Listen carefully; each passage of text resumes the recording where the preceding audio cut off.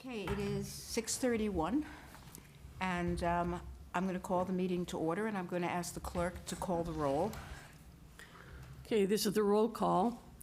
Suresh Bhatia. Peggy Briggs. Present. Brian Conway. Kathy Kukalo. Eric Dahlberg. Yeah. John Garofalo. Here. Pat Geyer. Here. Gerard Jansen. Here. Don Kupka. Here. Lindsay Liss. Here. Carlin Reed here. Paul Rodriguez. Here. Kazi Sedruzaman. Shri Tupel. Here. Lois Wassoff. Here. We have a quorum. So as we always do, I'm going to begin the meeting with asking for if there are any public comments. As is our practice, public comment is limited to a total of 10 minutes, with no more than 2 minutes allocated to any one speaker. And public comment is limited to items that are not on the agenda. So are there any, I don't see anyone in the room who qualifies as public. I'm looking at Wendy, but she's a select board member, so she lost her public status. So anyone online, Ryan? No, nobody, Zach, thank you. Okay. All right, public comment. We've efficiently picked up a few minutes here. Correspondence. This time we had a good amount of correspondence. So why don't we walk quickly through it and stop where there's something that merits some discussion, or to give people an opportunity to begin a discussion. The first item, I think, is mostly informational. It was the letter that Carrie received from Minuteman about our town assessment. There's some other correspondence between Ryan and a citizen, Paul Gifford, and Carrie and Fred Ryan, about various matters that were relevant to our work, so they're included in the correspondence, if anyone has any comments about that. And then there was, finally, Paul McCone brought to my attention, and I shared with the committee, the letter, the draft auditor's report that he had received by filing a Freedom of Information Act request. Is that right, Ryan? With the town. Yep. Mm-hmm. And after receiving it, he forwarded it to me, and I included it in the packet for all of us to look at. Subsequently, I heard from Wendy Ravelli. Wendy, if you want to come up, or I can just characterize what we've discussed. I just want to comment one thing, that many of you know that we have a financial audit advisory committee whose responsibility is the formal review of audits and to follow up with the authorizing body. So in this case, an audit that is the subject of the town is reviewed by that body, and the committee itself will write a formal response to the select board and look for action as follow-up. So, and we do that for CMLP, and we report to the light plant for actions that they need to consider, and then as well to the Concord Carlisle Regional High School for that audit. So I just want to let this group know that that should be the next step around the audit. The audit is not complete at this stage, so it's very preliminary to have any discussions. So. Yeah. So with that context, I don't want to, if people have comments or want to make a comment, I don't want to cut anyone off. I do want to propose a way to handle this situation, and that is Carlin has agreed to act as liaison with the Financial Audit Committee and to attend the meetings, report back to us. This will be something we will be watching. This is something that we will be aware of as it's developing. But the next steps really are are appropriately assigned to a different committee in town that has the responsibility. The status of this is that what was forwarded to us is the draft letter the next steps are the town will prepare a response.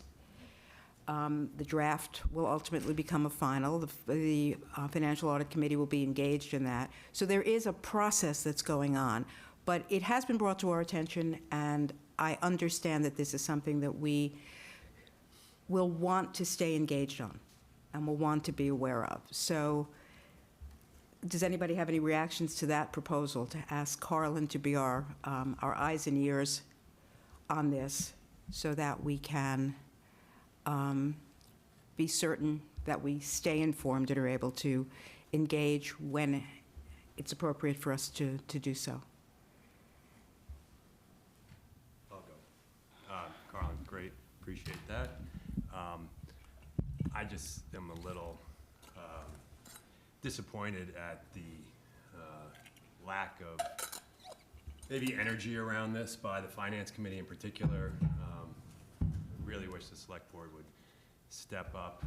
This is another letter that was kept from us and the public unless a request was made. There was a letter in June sent from Moody's saying to the town saying that they were ready to withdraw their rating if an audit wasn't completed on time, or a draft with appropriate notes were filed.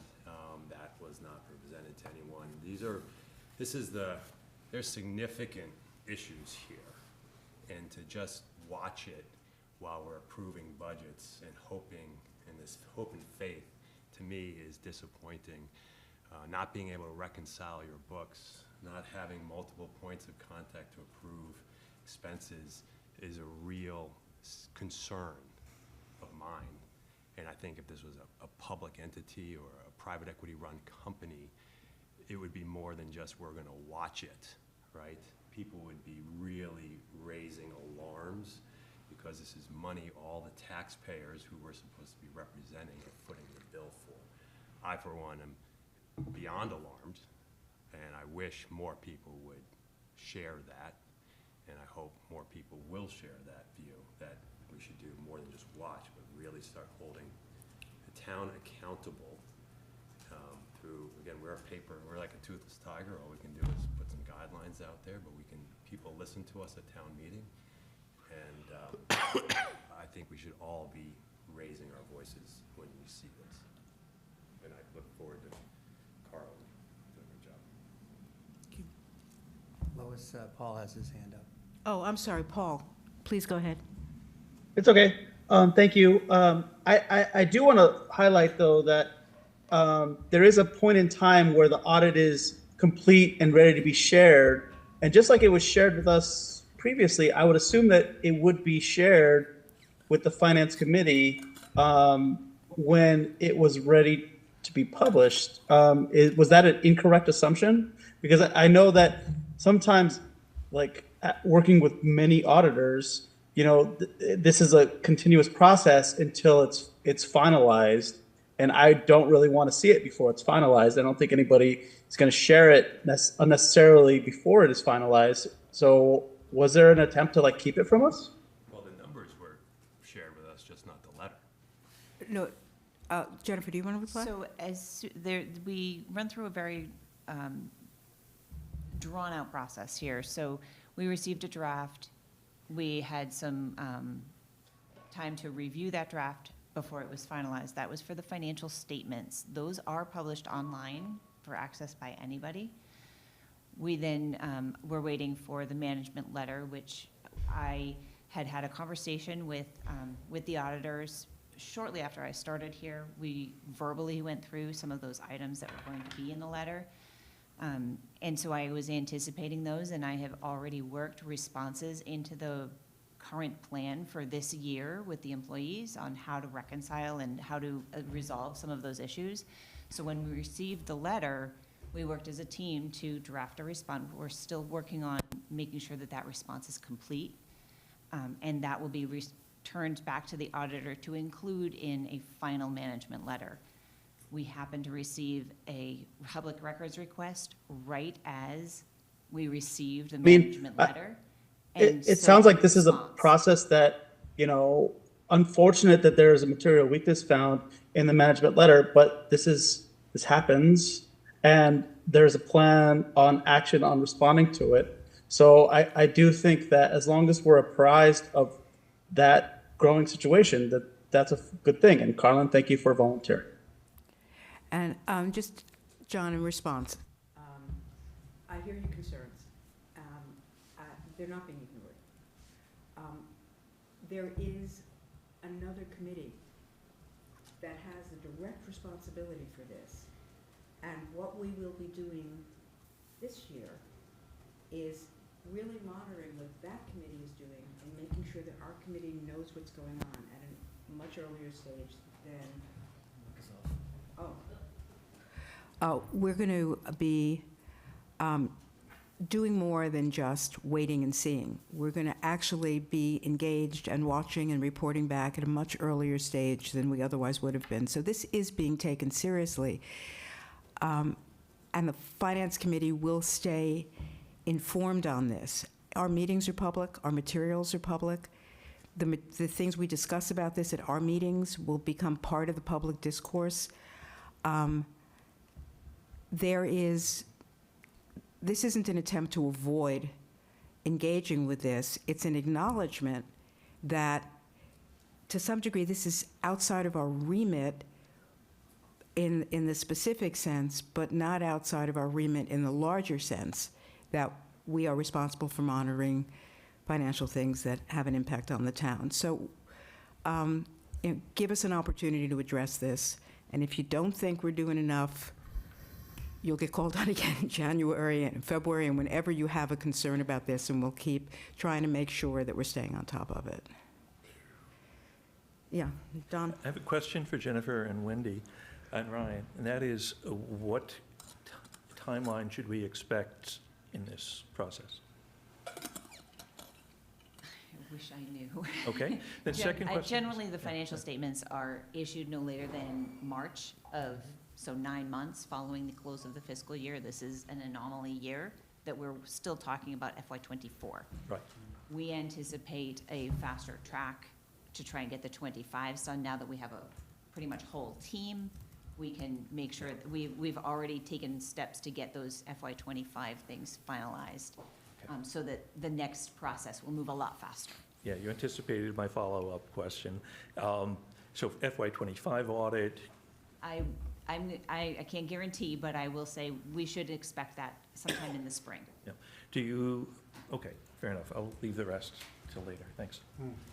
Yes, Brian. Following up on Don's question, I had a very similar question. Can we receive an estimated timeline for when you will get the 24 finalized? And, what the next steps are, and, when we would expect to see that? And then a second sort of request would be, can you share any communications you've had with Moody's to follow up on John's question from the communication we last received in June?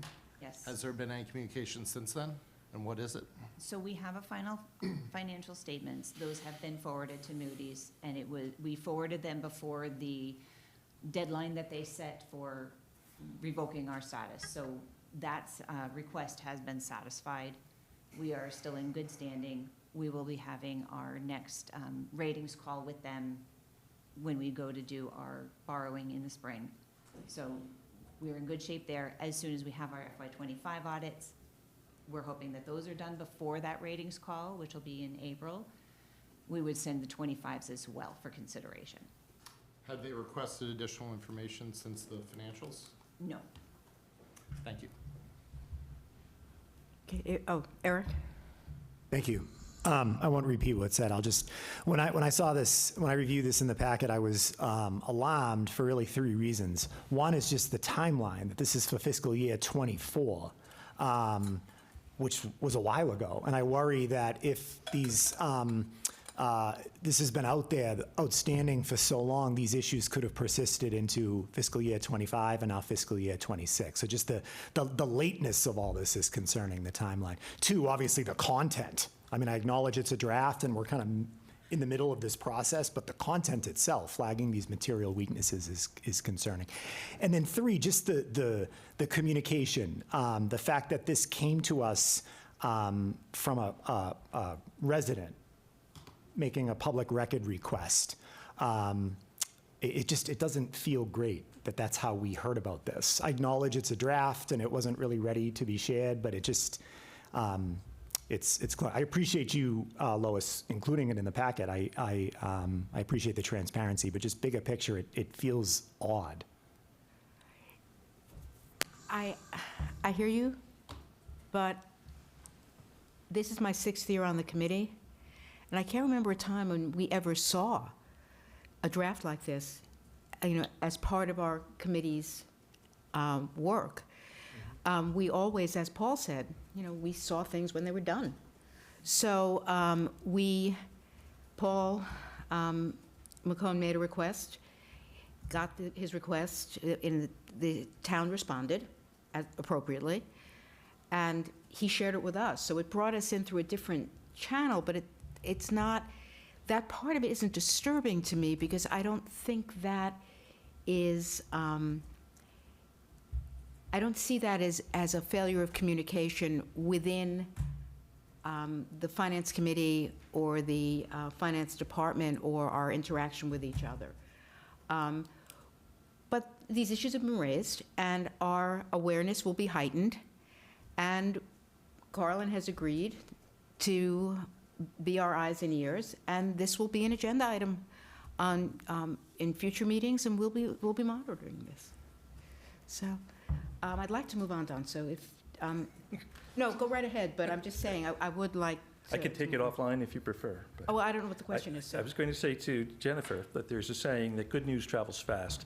Bad news has to travel faster. And Lois, to your point, you never saw it before. There was never bad news. Bad news needs to come faster than good news. So we need to hear of it, so so the citizens know that there's good communication. Thanks.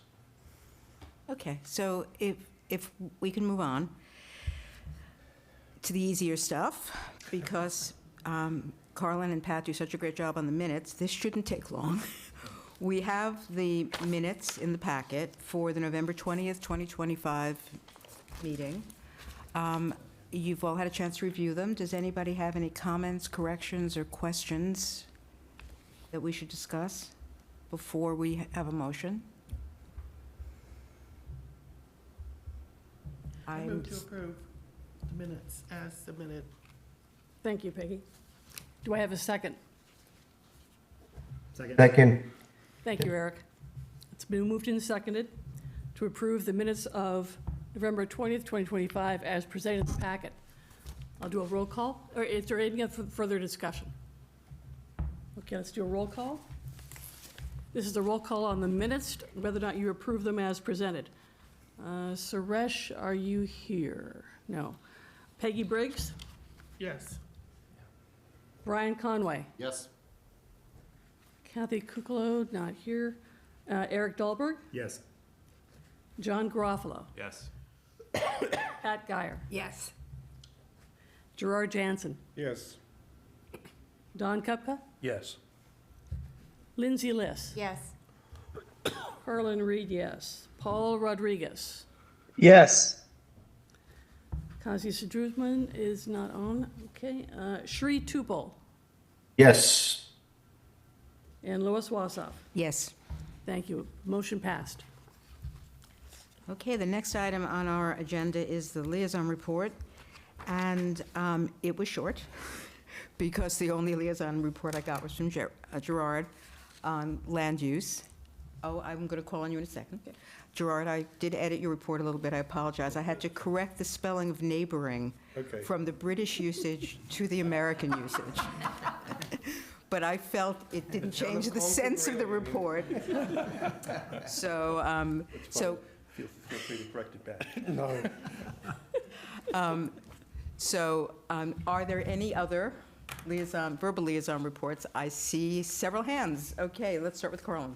Okay, this is the hot off the press. The Public Works Commission just finished their meeting today at 6 o'clock. They have effectively passed the amenities building. The application for the sewer connection, technically they overturned the administrative denial of the request for the sewer connection, but What it really means is it's past the Public Works Commission, so that phase is done. That's it. And Peggy, you had your hand up. Yes, I'm sorry I don't have more to report. The CPC did meet. They have not finalized their recommendations, but my understanding is that they approved pretty much everything. They had the funds and approved the amenities building. Okay, everyone's nodding. Phew, I didn't get it wrong. But they are not making their formal vote until January 6th, so it continues to go month to month, put it that way. And just to supplement your report, the total, I understand the CPC funds came in at a much higher number than they had originally anticipated, which is why they could afford to approve everything, including the amenities building. Yeah, you know what, I got a spreadsheet today, and I couldn't, it looked like they were $500,000 short, but they have some money in reserve funds, so I couldn't get the entire spreadsheet reconciled. But my report, from one of the members was that, yeah, they were going to be able to approve everything, they had enough money. And that was some things that were rescinded and moved back, and that's where the money came from. Okay, good, all right, thank you. So it's all good news for those who want toilets at the high school. And good news for us, because we can stop talking about toilets. Exactly, So- we can take this off our agenda next year, which is good news. If there are no other liaison reports supplements, I'm going to move on, but I'm going to acknowledge that Tracy's in the room. And Tracy, do you know when Lori and Bob are going to get here? They're both online. They should be. Oh, they're online, great. They're here and online, yes. Okay, so we can stick with the order in the agenda then, that's good. Because I had warned the town they might need to go first. Yes, they're both online. Okay, so let me just tee this up. This is the lead into the marquee event today, which is deciding on final guidelines. And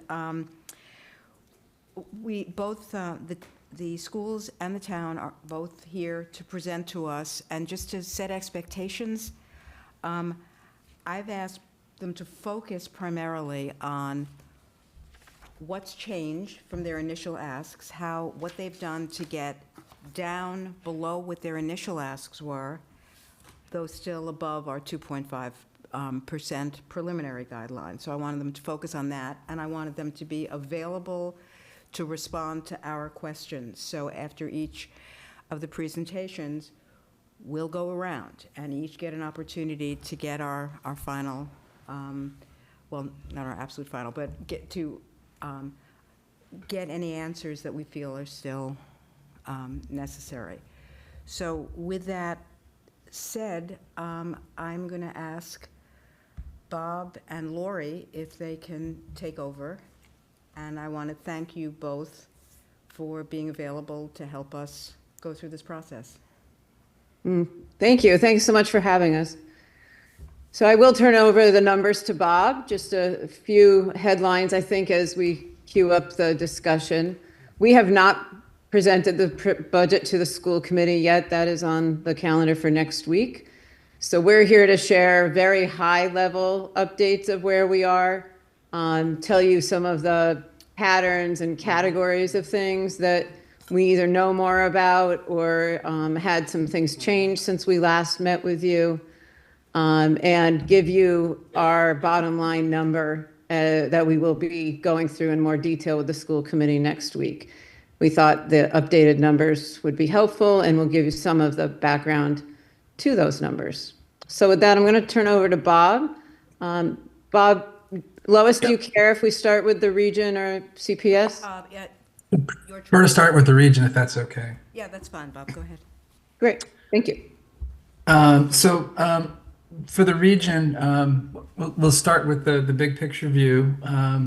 Our first pass preliminary budget that we'll be presenting in a week or so to the school committee, we're at 1.63% increase over FY26. That's the operating budget increase, and that's the total including, what we assessed to both two towns.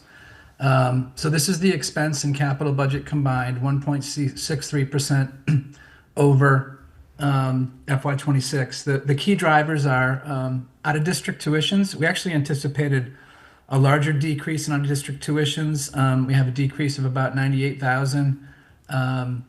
And net reduction of 4 tuitions, but what we experienced is some fairly large increases in excess of 20% rate increases from some private schools, which really diminished the savings that we had, even though we had a net reduction of 4 tuitions.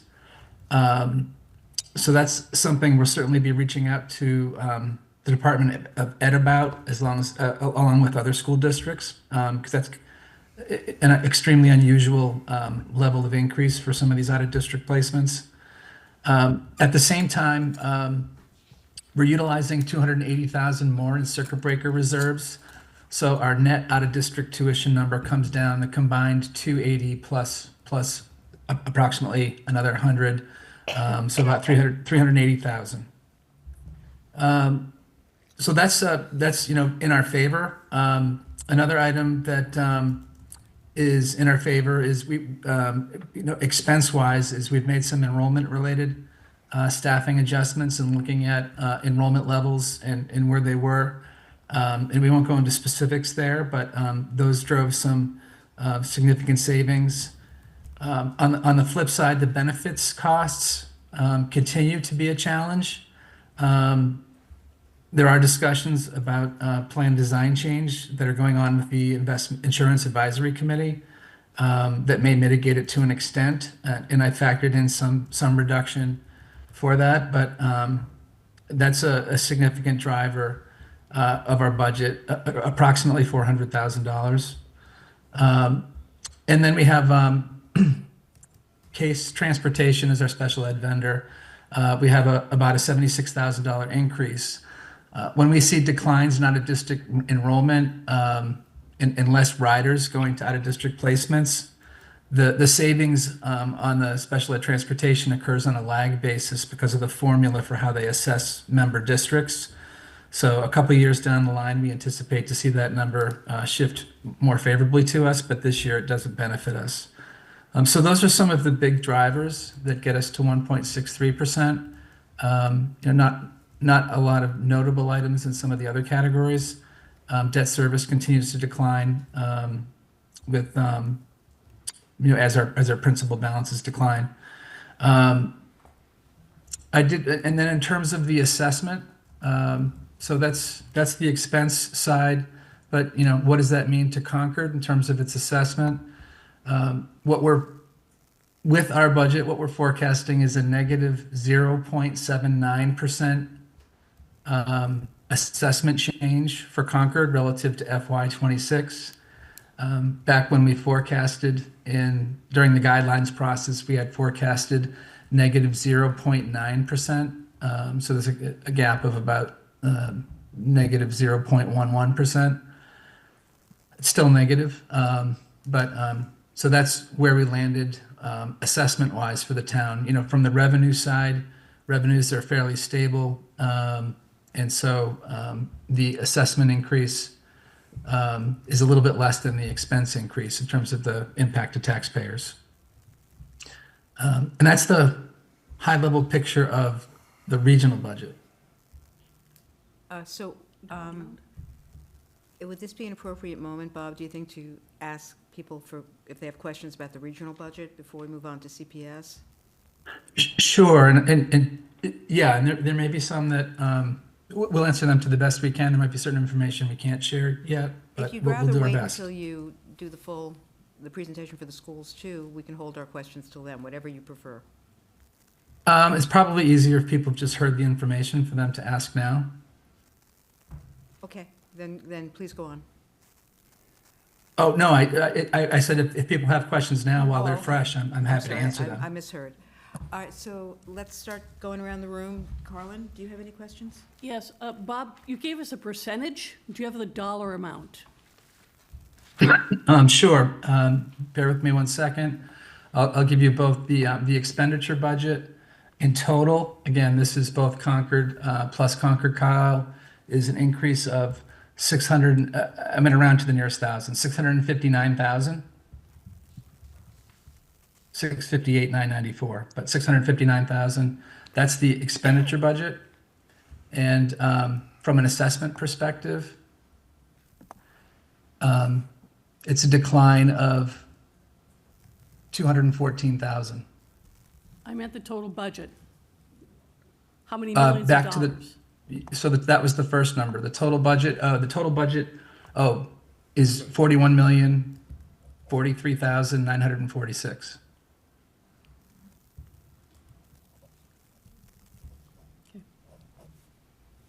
Bob, can you repeat that? I think I missed a digit. 41,043,946. Thank you. Missing digit. Any other questions? For Bob about Peggy? So just to clarify, we had previously looked at a 0.9% reduction for guideline standpoint, and now you're talking about a 0.79% decrease, is that correct? Correct, that's the assessment, correct. So, in the assessment, I'm just throwing a little stone in the water, Okay. see if it ripples. Should we start to think about a reserve fund to offset, we're gonna get hit in another couple of years when the shift goes back to Carlisle. It goes back and forth, it goes back and forth. We have decided not to go to a 3-year rolling average and all that, but with a reduction of a negative number, is this a good year to put some reserve funds aside for when that shifts back to our negative? I think it's a good So question. that's just a stone in the water. I don't want to take up all night on it. Okay. No, I think it's a good question, and it's, something that we're thinking about on the other side for the town, and we'll talk about that Exactly. later. We'll talk about it with some specifics later, but I don't know, I think that's a good concept to put out there. It is great that it's in our favor this year, but when it goes against us, we moan and groan like we didn't expect it. Yep. So, of course, we should expect it and maybe figure out a mechanism to prepare. Okay. So do we take We'll that do as that in a, the spring, so do we, yeah, that's, when you're off. yeah, exactly. If we could defer that to the next year, I'd really appreciate it. I just think we should put a note there. So why don't we, I don't think that's a question for you, Bob. I think it's a suggestion that we should all make a note of and return to. So Yeah, no, I knew it wasn't for us to comment Yeah. on. We face that same challenge with some of the revenues we get, and we try to stabilize so that the town doesn't see it jumping up and down, like our circuit breaker as it moves and other things. So that's a challenge that we face as well, and we do try to provide some stability when that happens. Yeah, Well, you look exactly. like a hero this year, but you'll be a goat in another year. So. It's the voice of We still have to experience. go to Carlisle, Peggy, don't worry. I know. Yeah, that'll be a Sorry. different meeting. Yeah, different conversation over there. So, other questions? I'm looking around the room. Do I see any other questions here in the room? I see Paul online. Paul, do you have a question? Yeah, I just have a question associated with out-of-district placements. With that surprise of the schools increasing their tuition by a considerable margin, is there a point where you have to revisit the idea of, is it economically feasible to maintain those relationships? Or do you ever have those conversations? Like, I'm not trying to I just planting a seed more than anything else associated with, since you can't control that, it's just, you have to respond to it. Yeah, I don't know if you want to talk about the rules for Yeah, Special ed. the law would not allow us to propose different placements based on cost. Okay. We have to place students based on their needs.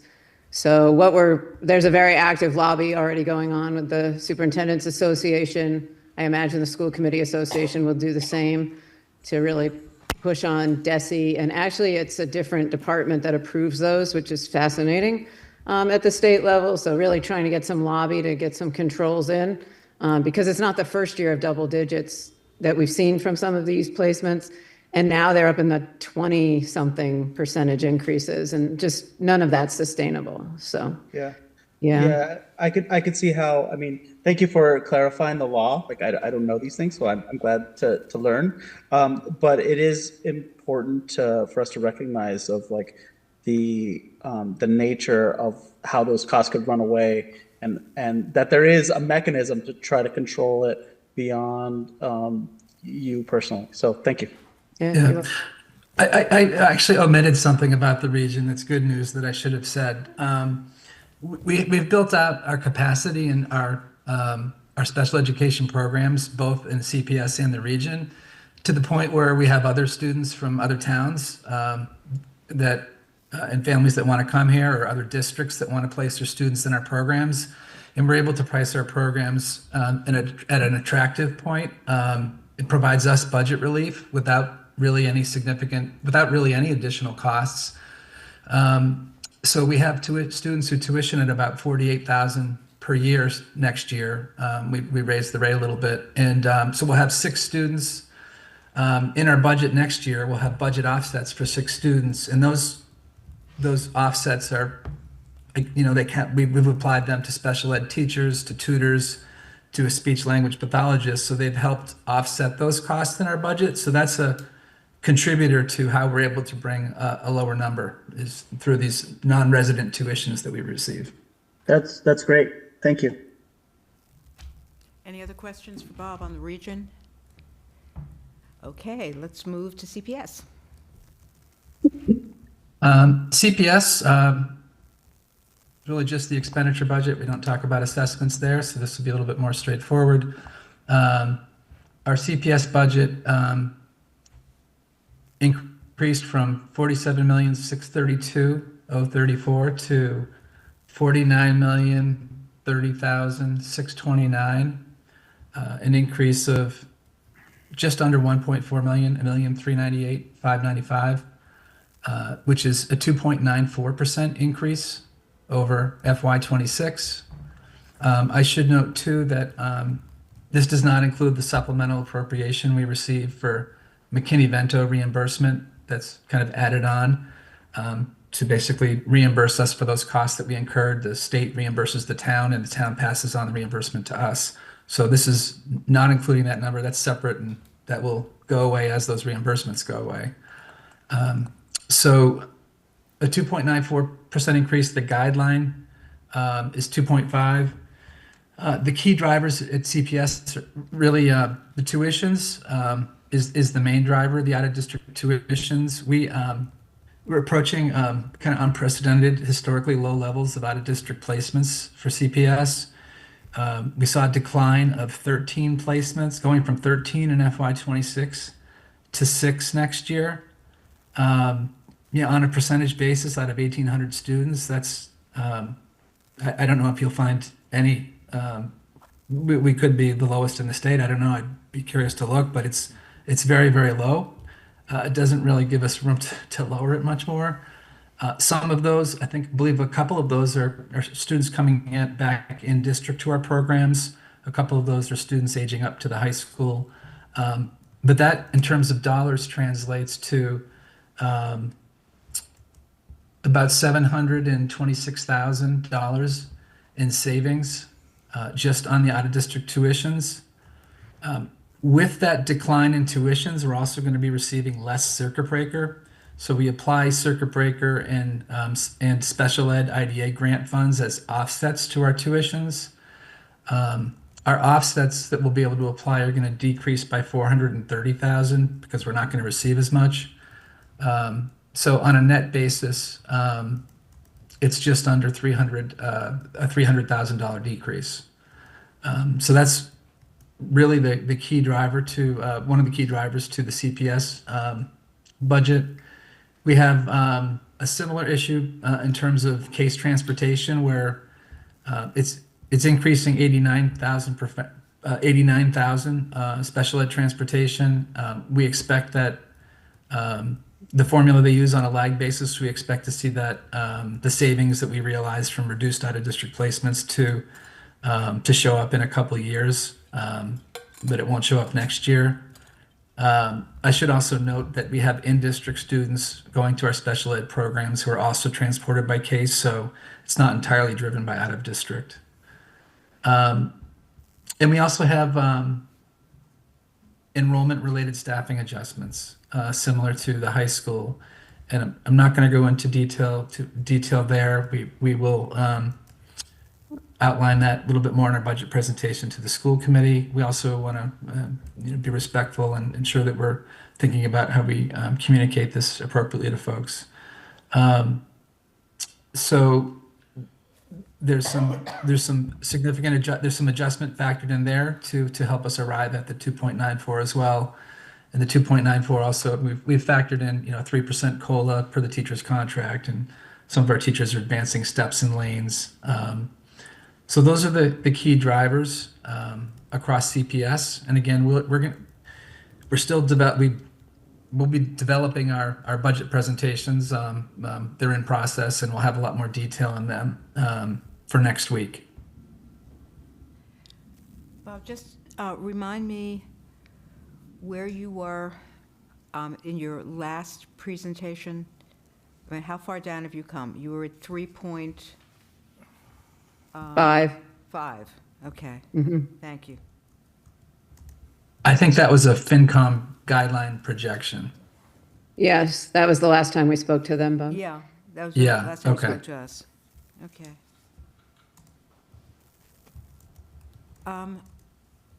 Questions?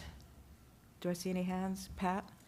Bob, on the math tutors, I remember that we had a discussion on how you have assistant principals doing math tutoring, and now you need to bring in more math tutoring. You've taken into account, I suspect, all of that. Last time we talked, you said that pretty much is a wash.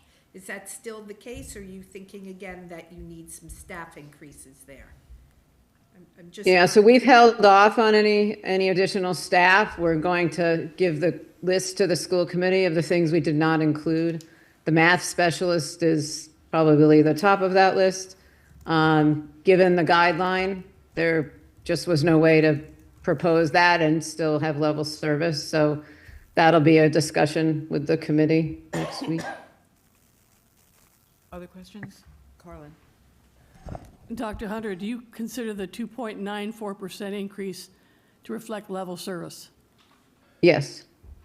Next question is, if you go below 2.94%, will you not be able to provide level service? So we're still working. We have a little room, possibly, depending on how some things play out. We put a retirement incentive out, which I think is worth us noting. We did this 5 years ago and had some substantial savings and staff positivities and people leaving a little earlier than they might have and resetting the base for us. So given that just went out, we don't know the outcome of who's going to participate. So possibly we could get a little lower, but 2.5, I'm definitely cutting into level service. Don? Bob, I was curious to know if we hadn't had that nice development of students out-of-district placements coming in to school, because that is kind of a one-time thing, as you mentioned. Where would we be? So I just did the math here, and I just ask you to check it for me. We had a $1.4 million increase, and we saved $726,000 through the out-of-district development. So the budget would have risen by 2.126, which would be a 4.46% increase. Is that right? You'd have to deduct the 430,000 in circuit breaker reduction. If our out-of-district tuitions didn't come down, we would receive more circuit breaker. So the 700 figure you used has to become 300. Okay. Right. So do you know I'm trying to get at what is the underlying budget growth rate normalized for out-of-district?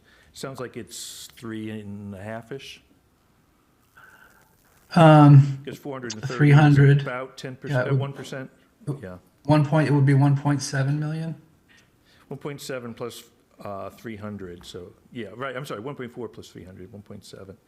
Yeah, that's about 3.5%, okay.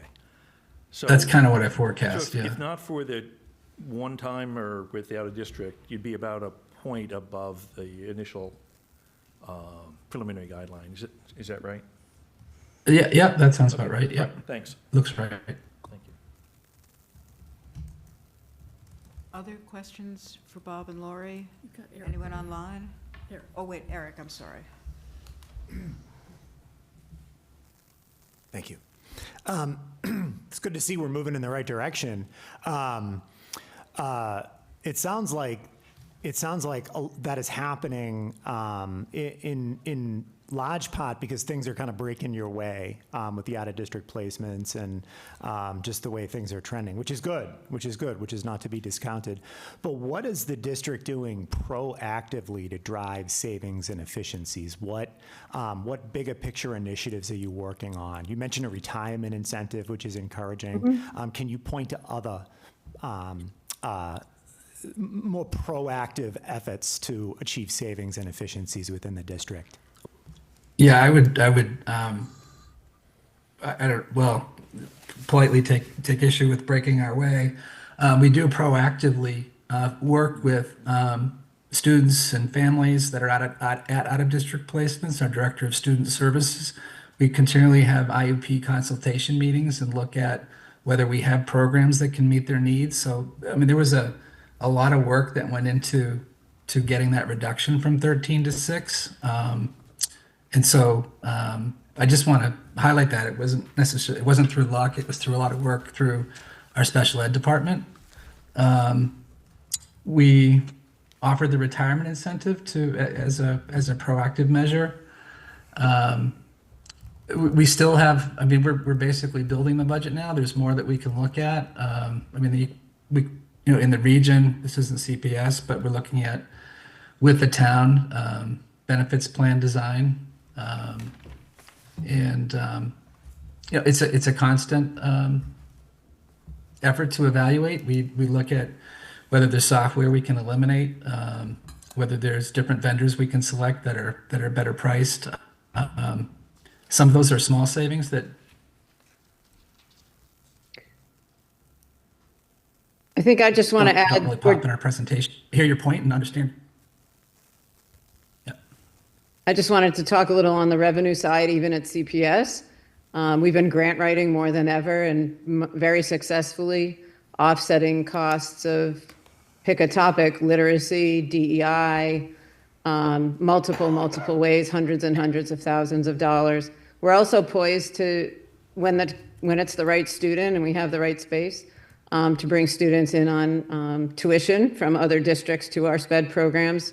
So it could be that in a year, we've got a couple of those to share and we're offsetting some other costs, like you heard at the high school. And then I have to talk about enrollment, and much because this committee's brought it up a lot, and just want to let you know how seriously we're taking that. The reduction in force is going to be the most significant one in my tenure when we finally put the numbers out. We need to be respectful of the staff right now and figure out exactly how that's going to play out. But, I think worth saying out loud, we're going to all have to work together. And I think Peggy already started to go this way with the assessment. Our out of districts are the lowest they can be. We're about to adjust as much as possible for enrollments, which are stabilizing. So I think, this year we're really glad to be getting so close to a fairly low guideline. I don't know what the next years are going to bring. So I think, we're just going to have to keep working together. We're very interested in how we can cost save. And I think we work really hard at that with the zero-based process. It forces us into every aspect of everything we do. So we can keep bringing you examples and making sure you've heard what all those efficiencies are. So I think you'll hear some at the school committee meeting, and we're happy to follow up after that. Do you have another question? Yeah, I do. Before Carlin asks her second question, I want to find out if there's anyone else who wants to ask a first question. I see no hands. Carlin, go ahead. Okay, Dr. Hunter, I want to follow up on something that you mentioned. I had asked a question about whether 2.94 was a level service budget, and you said, if I remember correctly, you could go a little bit lower. Now, that troubles me a little bit because I don't know what a little bit means. Yeah. Can you Well, be a it's little a, more it's a specific guess is about why it? I'm hedging, because if we get some retirement, then I might have some wiggle room, but I don't know that yet. All So right. tonight, the number's 2.94 to stay level service. But you realize that No one means, signed on to the program yet, so I can't give that to you tonight. but that means you're asking us to guess, which is never a good thing, unless we have data. Can you tell me a little bit more about the retirement program, if you have an idea of roughly how many people might be eligible for it? I don't know how Yeah, that works. I don't. It's a voluntary program. I can tell you that typically one person retiring, we're able to save about 30 to 40,000 per position. Yeah. So if two people retire, that might be twice that, three times that. We don't have anyone on paper yet, and I don't have a way to predict. Tracy wanted to say something, so. Sure. And just the retirement incentive, we voted it the other night, and they have till January 15th. So you're not going to have that information before you vote your guideline. Okay, so it's uncertain. Okay. Thank you, Thank Tracy. you. Other questions? Okay, thank you both for your time. And Tracy, thank you. This is really helpful. Thank you all. and, we will keep you posted. Thank you. So next item is going to be the town update, which is the same principle. Ryan and Jennifer are going to talk us through how they've come down from their initial presentation to us to get closer to our preliminary guideline number. And then they're going to answer our questions. So, Ryan, do you want to go ahead? Sure. Okay, thank you. So this is, what we're going to present tonight is a bit of a refinement. We had a meeting with the Select Board on Tuesday. So this is a combination of some of those slides, as well as response. We wanted to respond back to some of the feedback. Don, you'd had some questions. Lindsay, you'd had some questions. We wanted to address that, as well as some of the feedback we had received from the Select Board at that meeting. So with that said, in terms of where we were at the October 2005 Finance Committee meeting, a preliminary guideline to the town was 2.5%. At your November 17th meeting, we had presented to you, we thought we'd come in somewhere between 3.5 and 3%, and we came in pretty much right in the middle of that point. So since that time, we have been able to bring that figure down. We are pretty much right in keeping with the schools at 2.95%. It's where we currently stand. The changes that we've made to get from 3.25 to 2.95 include accounting for our council on aging. There are formula grant adjustments that basically we can use those funds that are provided by the state to offset salaries in the COA, as well as we made some other changes for FTEs. Currently, thank you. Currently, there are certain things that from your past drafts that we have removed, and other positions that and other slots that we've added. So, in terms of the removal, we had talked to you about deputy police chief. And the possibility of that. And what we have done in talking with the police chief and his team, we have made a decision to forego that, and instead what we are proposing is to add a business manager for public safety. That would be a benefit not only to the police department, but to fire and to dispatch as well. So the deputy chief goes away, we add that other position. We also had presented to you the IT knowledge manager. We're proposing to remove that, as well as a part-time ranger position, which was in our FY25 budget. It was taken out of the budget process for FY26, proposed again for FY27, and we're going to forego making that recommendation. We are, however, looking to restore, again, this is incremental, the public records support. We talked about that as a part-time position, but we're thinking that there may be some other alternatives there. But because of the volume of public records that we're receiving as a community, it is becoming a real need for the town to devote additional resources to that. So that's at about 40,000. So we don't necessarily think that it's going to be, at this point, it might be an IT solution, it might be a staffing support, but whatever it's going to be, it's not going to be a benefited position. It'd be a part-time support, if at all. We're restoring library overtime for the library to open on Sundays. That's worth about $44,000. Mentioned earlier, the business public safety manager that we're bringing on because we think that's the best way to support our public safety team. And our hope is to, with the hiring of that and trying to think about some of the things that Eric mentioned, about thinking proactively that this individual may have the opportunity to allow the both fire and police to be able to seek more grants and what that means in terms of offsetting some of their regular cost.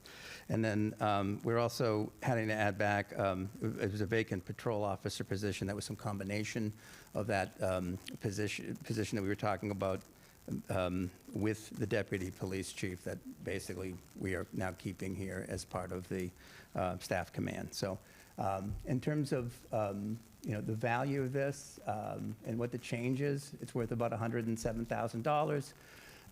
So it's about a penny in the tax rate or about $20 for the value for an average household in terms of what the change is to go from where we were at 3.25 to 2.95%.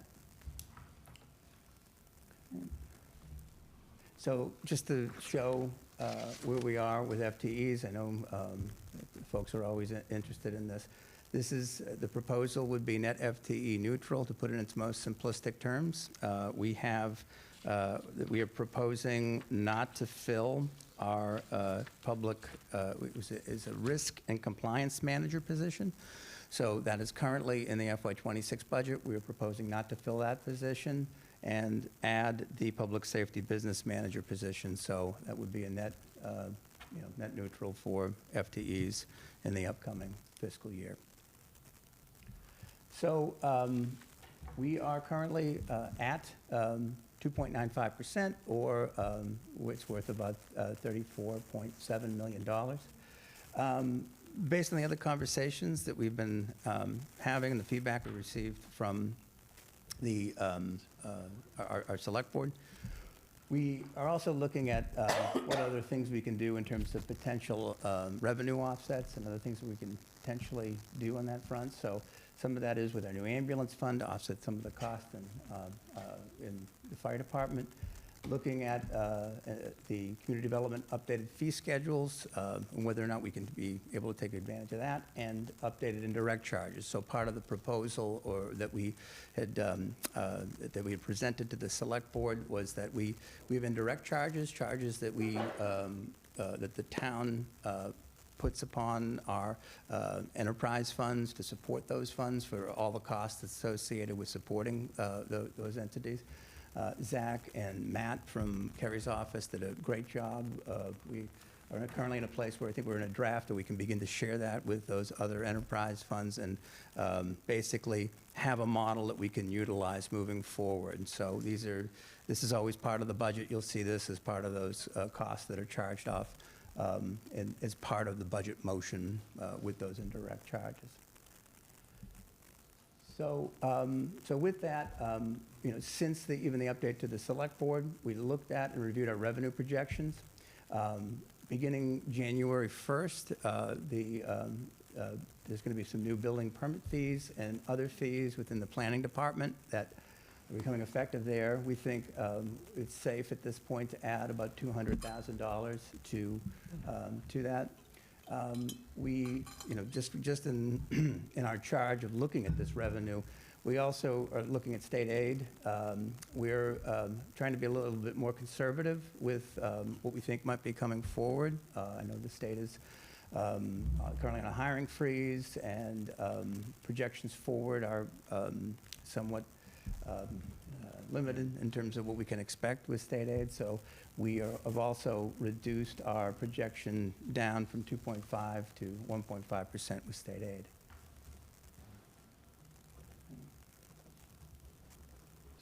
So just to give you an overview of where we are right now in terms of our revenues and well, our overall budget, we're going to start with revenues. So we have our property taxes at about $125 million. State aid figure's been updated at the 1.5% level, so that's actually been brought down a little bit. Local receipts, that's reflective of the new change we just talked about with updating it with additional 200,000 or so, reflecting the new fee structure in the planning department and in the inspections group. And then finally, in transfers and other revenue, that's those transfers that I just talked about with the indirects that have been updated. So this has also been updated too since the last draft here. So basically what this totals to in terms of anticipated revenue is bringing in just under $149 million. In terms of expenses, where we are with town government, the in-guideline from the proposal where we are right now at 2.95%, it's about $34.7 million. From our joint accounts, it's just under 31 million. Schools, this is reflective of the numbers that Minuteman Tech had presented to you at your not your last meeting, but one of your last meetings. Concord Public Schools, the figure that Bob shared with you earlier, and Concord Carlisle Regional, that's at the minus 0.8% where they're at right now. So with that, town's about 65.6%, and I'm sorry, 65.6 million, and the schools are at about 77.9 million. Other expenses we need to account for is the Tier 1 capital for the town and public schools. That's at about 2.7 million.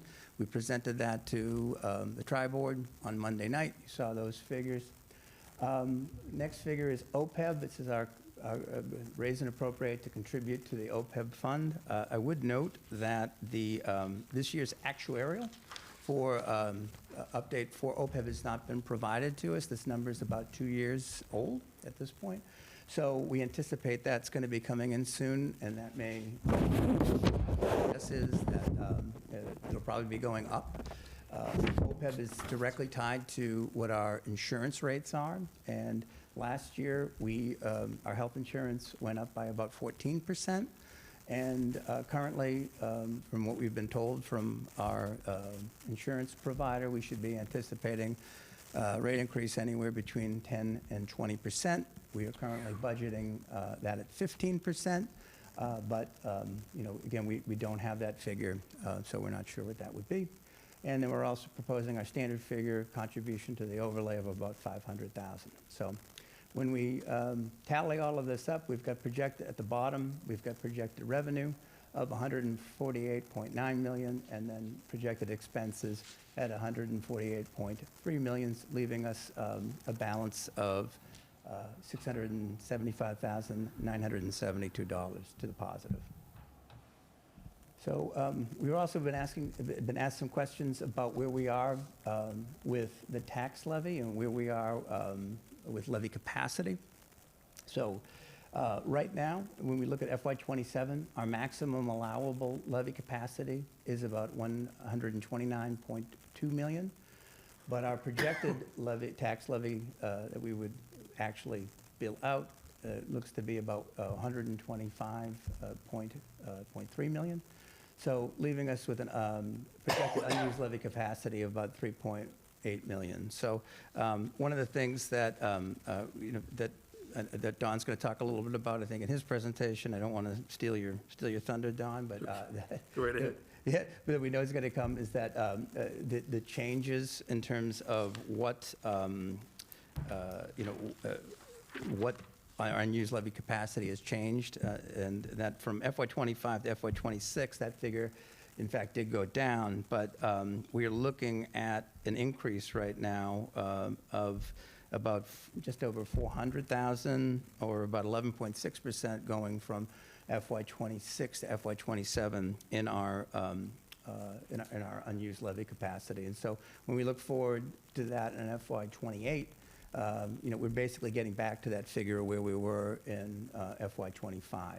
I would also note one of the things that we've been talking about with the finance policy group was trying to figure out, or thinking about, what should our unused levy capacity be. This is something that Wendy in particular has talked about. So just to give you a sense where we are with the proposed FY27 budget, that the unused levy capacity as a percentage of our total appropriation is about 2.6%. And as a general rule, you'd like to probably have, and I think that what the town of Concord is comfortable with is a floor of at least 2% that we should be targeting, and we're above that at this point. I would note that when we talk about this, there are some other variables here. This is, if you notice, there's draft written all over this. That's purposeful. It is, this is a projected budget. Some of the other variables that I would point out to you that are still, we're still waiting on and will impact this budget.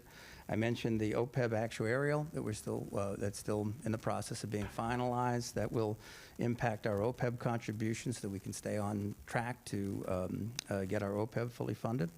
The health insurance figure, right now, again, we're targeting and we're budgeting 15% in what's before you tonight, but the range is anywhere between 10 and 20%. So we hope that trends in our favor. There's been some mention about looking at other opportunities as it relates to plan changes. It's, we're no different than any other entity, whether it be private or public, that's dealing with the same pressures of trying to pay for health insurance and, of course, just the budgetary challenges that poses. We are also going to be looking at some point at our property and liability insurance, where that's at 10%, but we've had some high claims that I think may impact us, so that has not been finalized. And finally, we did mention the state aid number earlier. We tried to bring that down to 1.5%, but if that gets any higher, we do benefit from that, and we'd have that potentially as a plus to what this would look like for the final budget. So in terms of what you're looking at tonight, so the town is at 2.95%, and CPS is currently at 2.94%.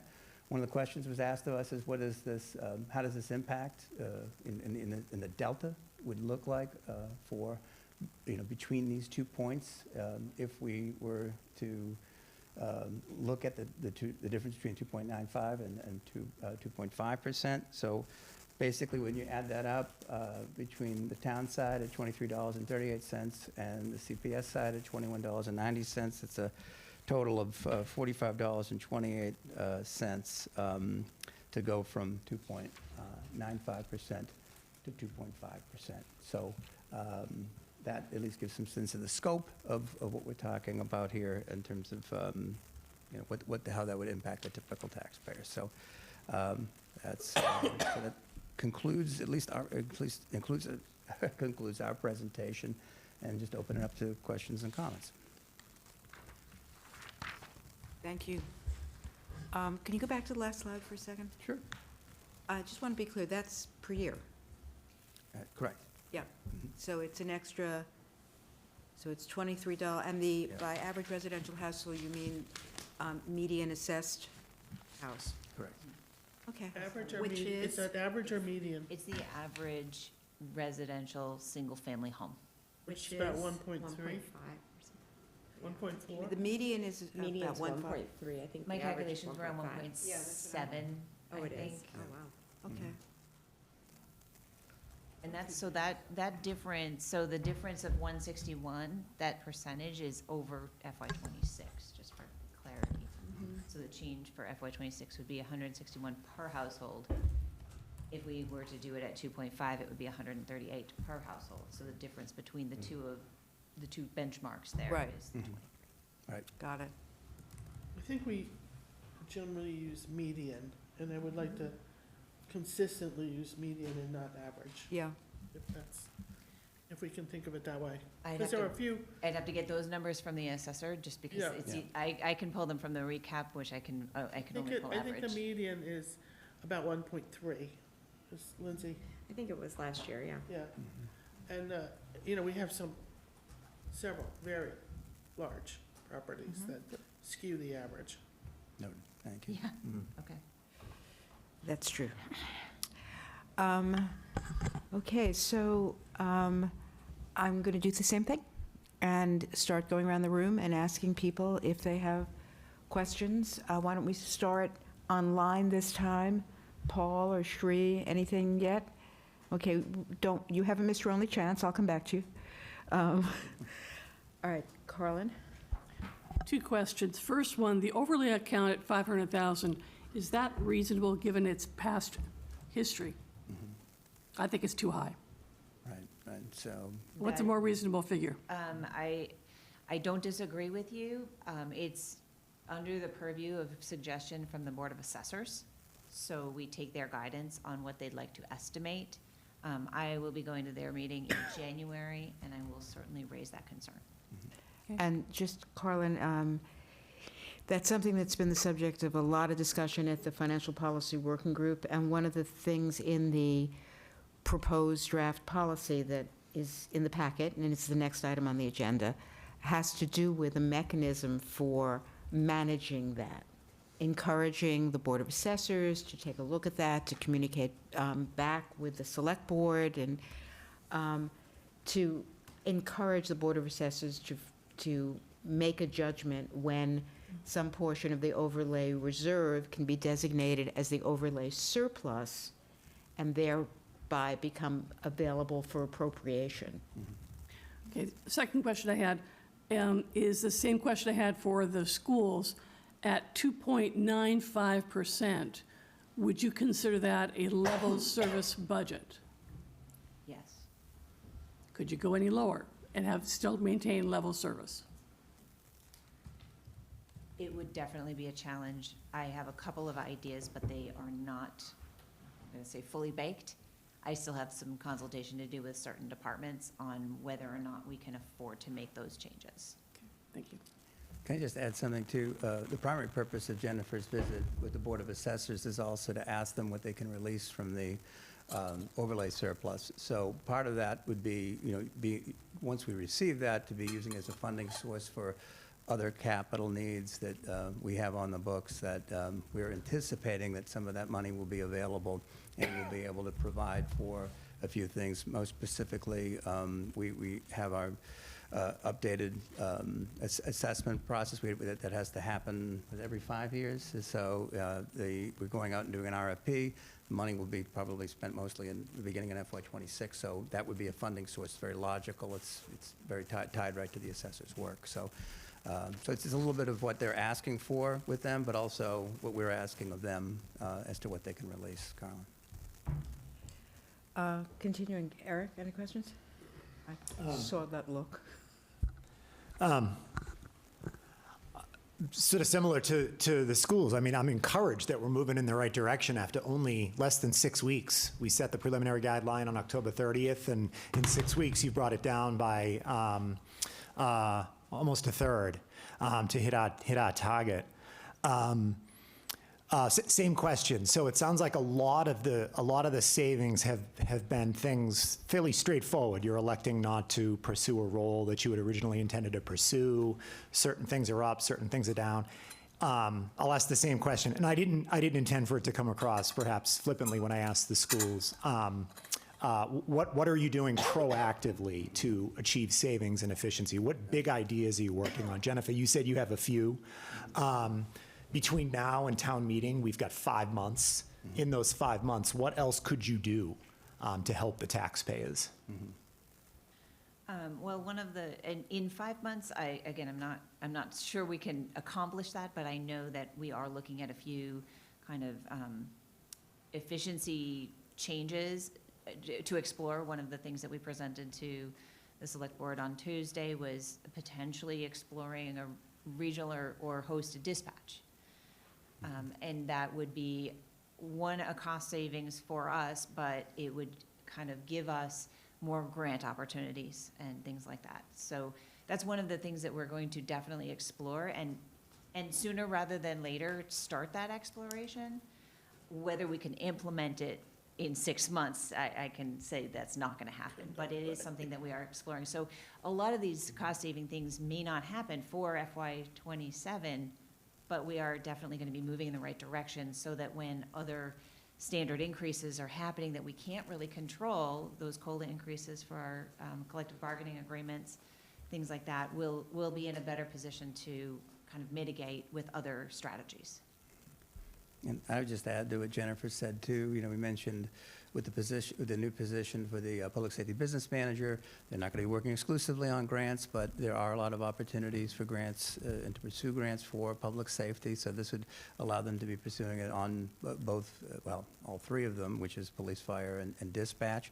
And another thing we talked about with the select board at their meeting on Tuesday was looking at some benchmarking, and we started that process as we were working toward priority-based budgeting. We talked a little bit about that with the finance committee. Again, that's not going to be something that's going to benefit us necessarily over the next 6 months, but as we enter the next budget cycle, that's a commitment of the town manager, and as we get in and start asking, you know, and trying to figure out and match our priorities with our resources. So getting more toward in that mode is going to be something that's going to be an important task for our office over the next 6 to 12 months. So that's something new. It's different in how we approach things, and we're just trying to do things differently. See if the outcomes, see what comes out of that. Peggy?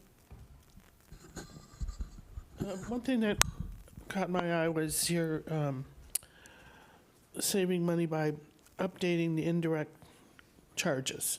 So my understanding of that is where you have someone in the management office here in the townhouse, and you distribute the cost of, say, your salary, for example, to the Enterprise funds. the enterprise funds. Correct, yes. So that's not saving the taxpayers' money. It's moving money from a tax fund to an enterprise fund. Well, it's, The other way. the enterprise funds are supporting themselves through fees. That's correct. So Paid by taxpayers. Paid by taxpayers, but, no, the overall cost to living in Concord is not necessarily benefited by that. Correct. But your property taxes might be. Yes. One thing that is, so I just want to, point that out. But the advantage to that is it does sort of take it off of the Prop 2.5 margin, correct? Because the enterprise funds are not eroding our Proposition 2.5 piece. So, it's a little bit like our new runoff stormwater fund. That's now, the bigger stormwater properties include things that are not taxable. So it moves money around, but it doesn't actually save a resident. But I think it's certainly something to be pursued, especially because of the effect on the Prop 2.5. Yeah.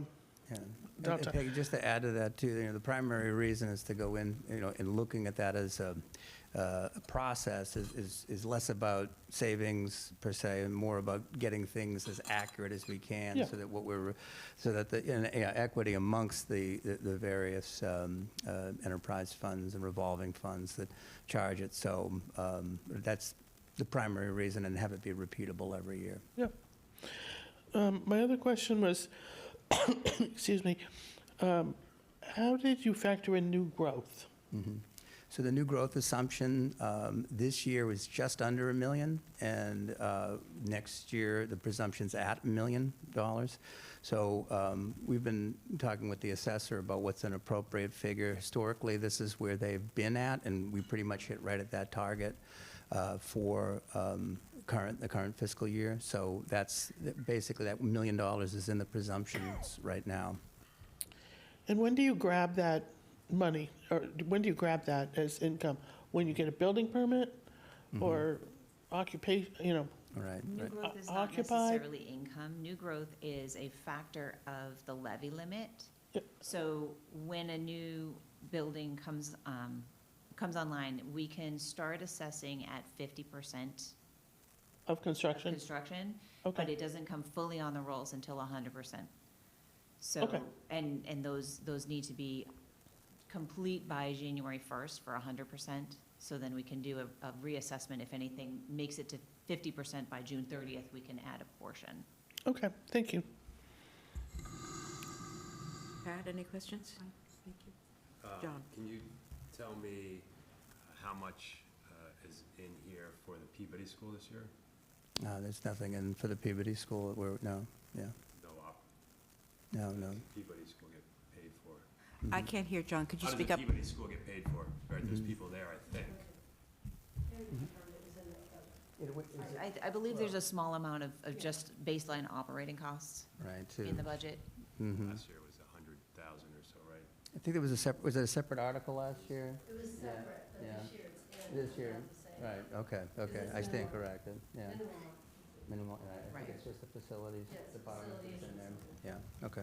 Okay. Can you remind me when the Muni's conversion was complete? Let me see it. We're actually still in progress. The majority of it was implemented about a year and a half ago. We've done payroll in the last 4 months, and we're gonna be continuing with our billing program for miscellaneous billing, like our sealer and weights and measures, our police details, things like that are gonna be coming online hopefully by the end of the fiscal year. And we are looking at, we're gonna have a demonstration on priority-based budgeting and seeing if that might be a possibility through the system to help with the new strategy. And was there one There's a other- point of sale system that's coming in. Yeah, the point of sale yeah. system is in the capital plan, which would put essentially a direct access computer at the collector's window and the town clerk's window. So when a transaction is made, it gets posted directly through the system, and they can accept credit cards through that, at that window. And it would post directly, To- just like as if you were to pay it online.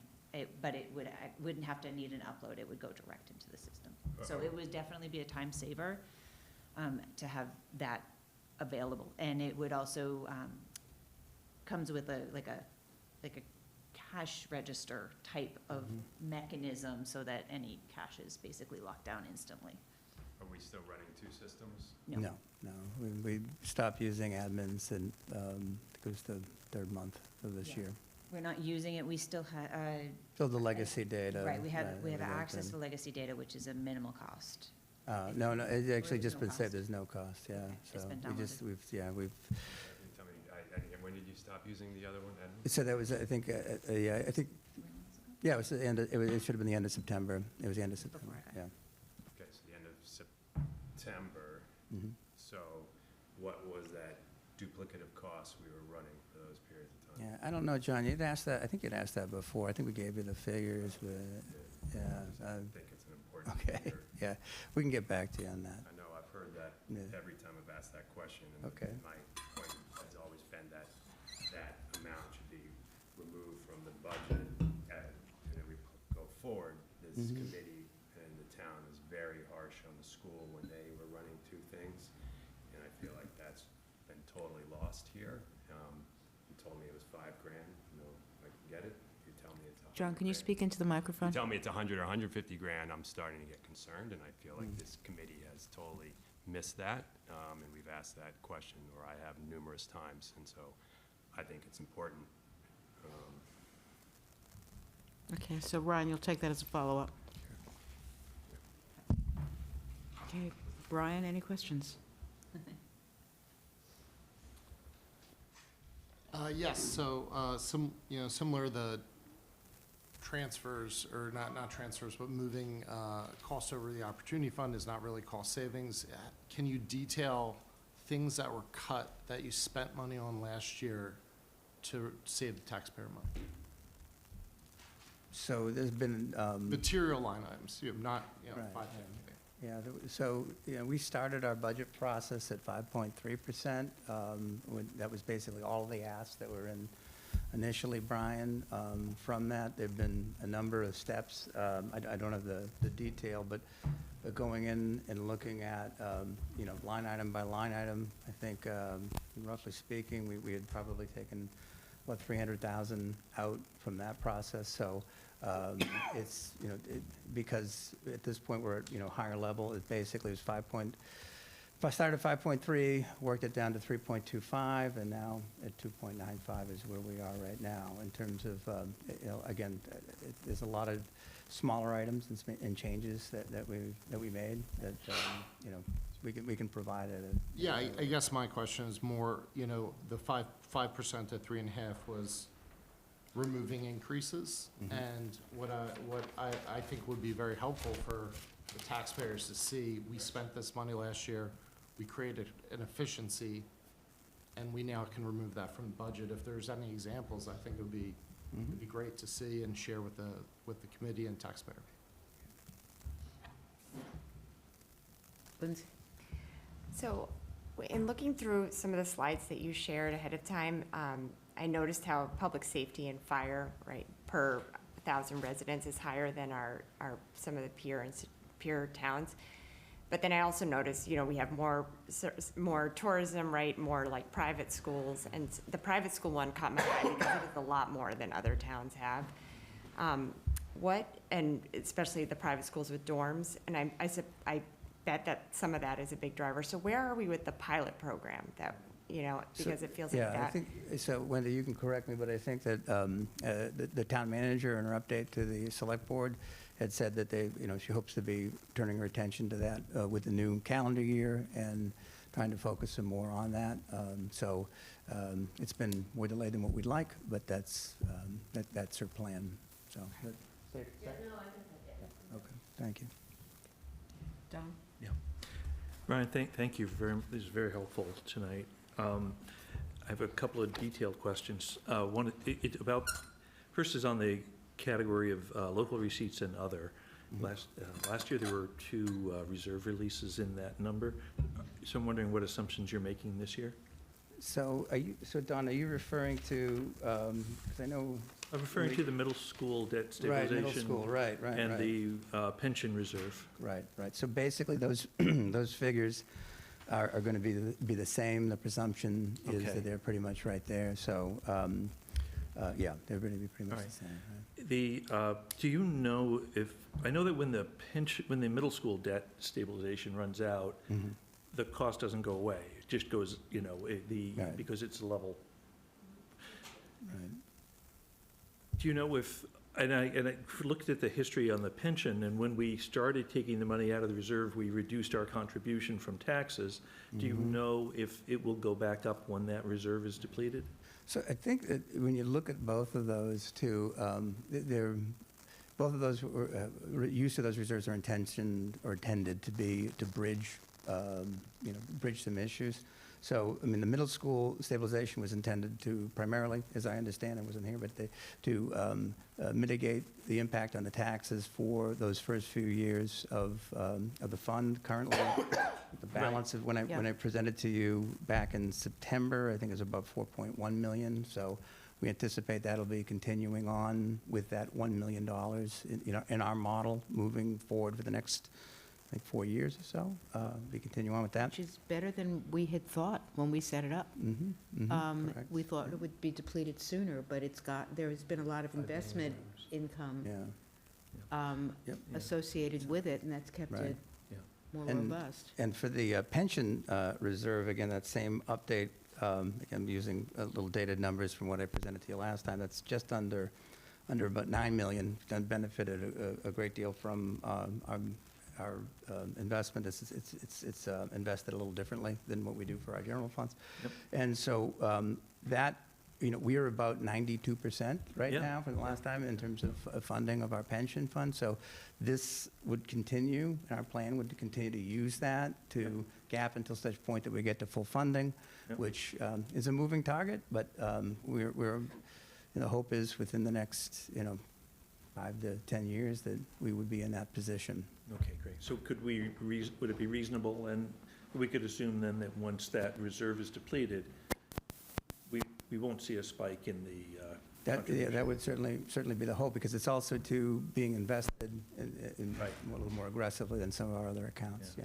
The reason I ask is that It's a good these question. reserve releases, both last year and then the couple of years before, total more than the headroom to our levy limit, meaning we're using reserves for operating expenses, which is contrary to our policy. So I want to make sure that Well, I actually want to step in there. Oh.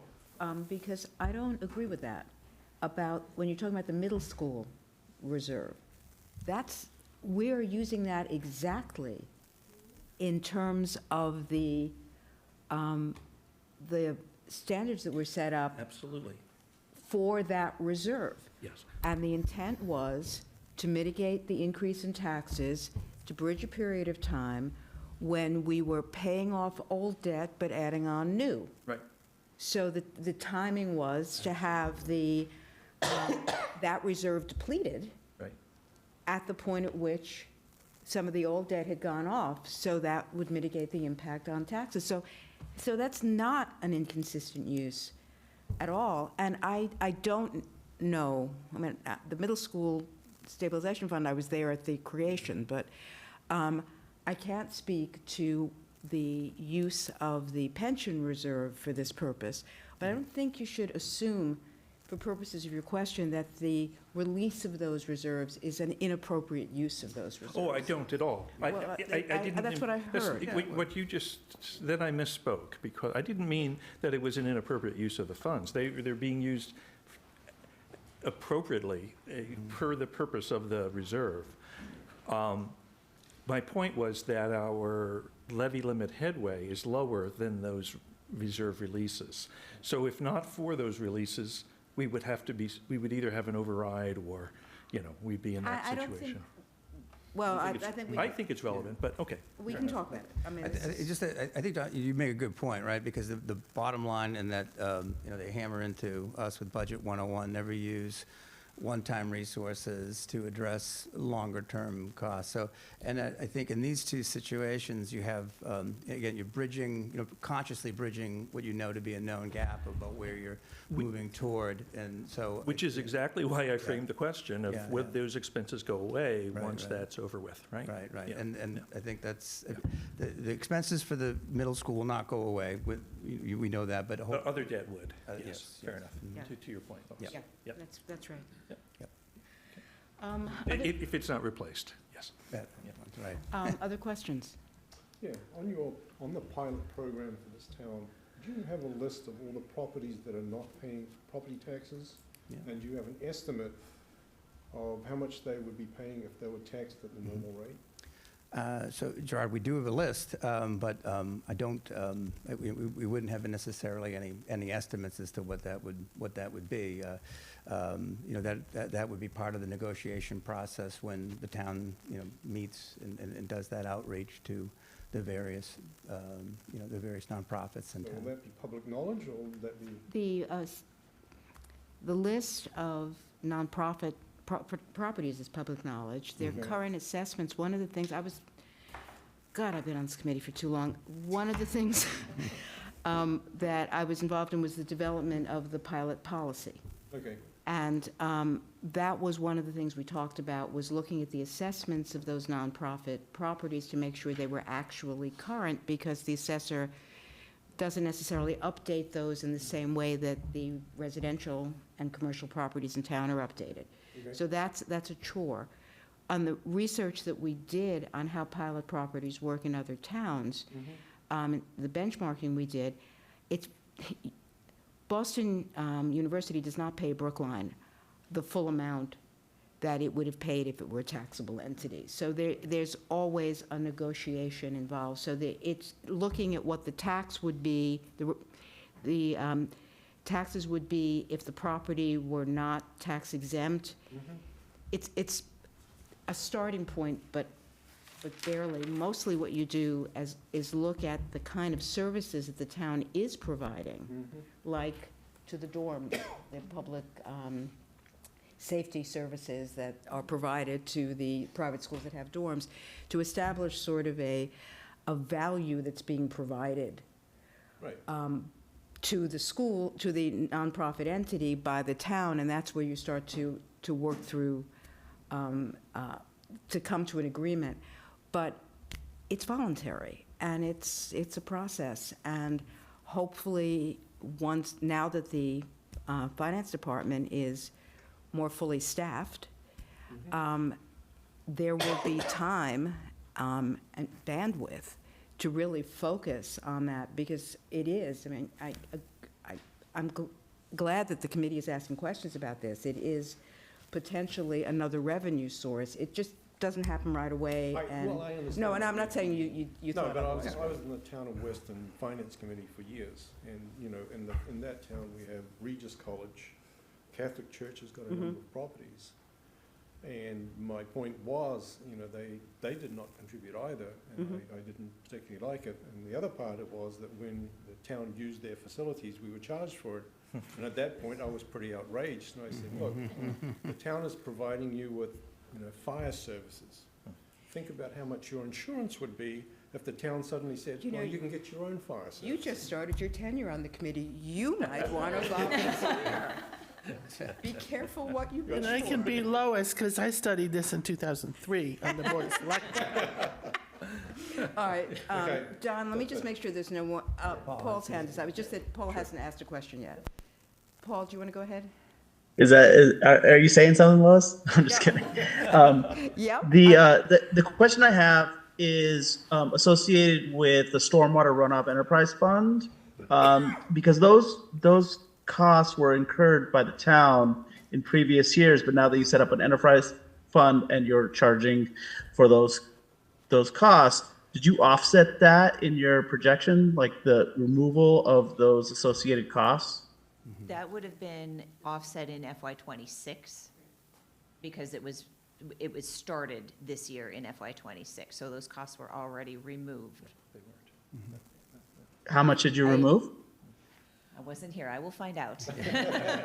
That'd be great. That would be good to know, just to see how that is affected, to make sure that, you know, we're looking at all avenues, and kind of piggyback on, I think Peggy's question associated with how enterprise funds reflect the overall cost of living in Concord. So thank you. And Paul, I just would add to that, in terms of, for the capital budget update, there's $850,000 that's in the FY '27 budget that we're going to be charging to the stormwater fund that would have otherwise been charged to the general fund.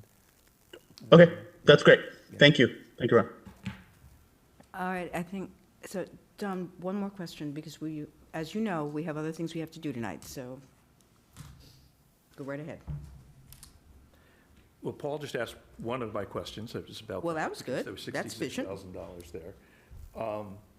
And I have forgotten what the other one was now that you've castigated me for asking questions.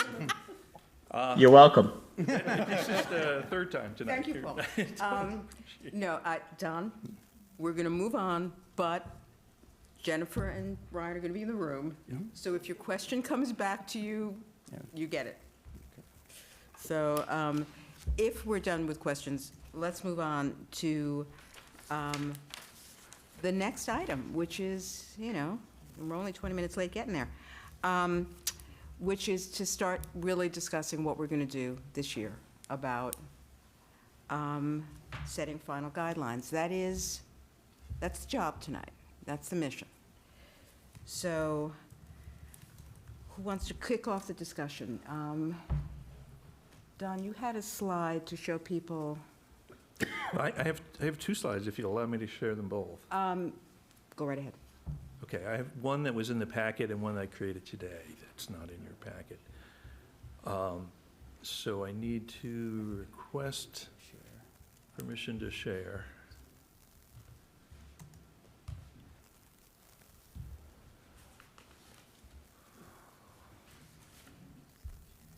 Yeah, I think I probably do. I will. Okay. Yeah. Good. Well, the public's All right, dropping Don, off. just give it a minute. Yeah. Okay. So here we Well, go. that's a beautiful slide. Let's see if I can Won't take make us long that to full review it. screen somehow. You're up, Don? Yeah, for it. I guess I have to move this out of the way. Whoopsie. There it is. Okay, so this is the slide that's in your packet. It shows fiscal year '26 approved budget. And then underneath it, we have the operating units October forecasts. Then the band below that, you see the preliminary guidelines of 2.5% for the town, 2.5% for CPS, and minus 0.9 for CCRSD. Below that is what we just heard tonight, the December updates from the town and the schools. Below that is the thing we're going to work on, and I'm going to bring up the live spreadsheet, and we can do what-if scenarios. But I thought it'd be helpful, so that we can establish the final guidelines. I thought it'd be helpful also, though, to show where these December updates are, how far away they are from that preliminary guideline, and at starting with the town in green at 2.95% is $151,555 away from the preliminary.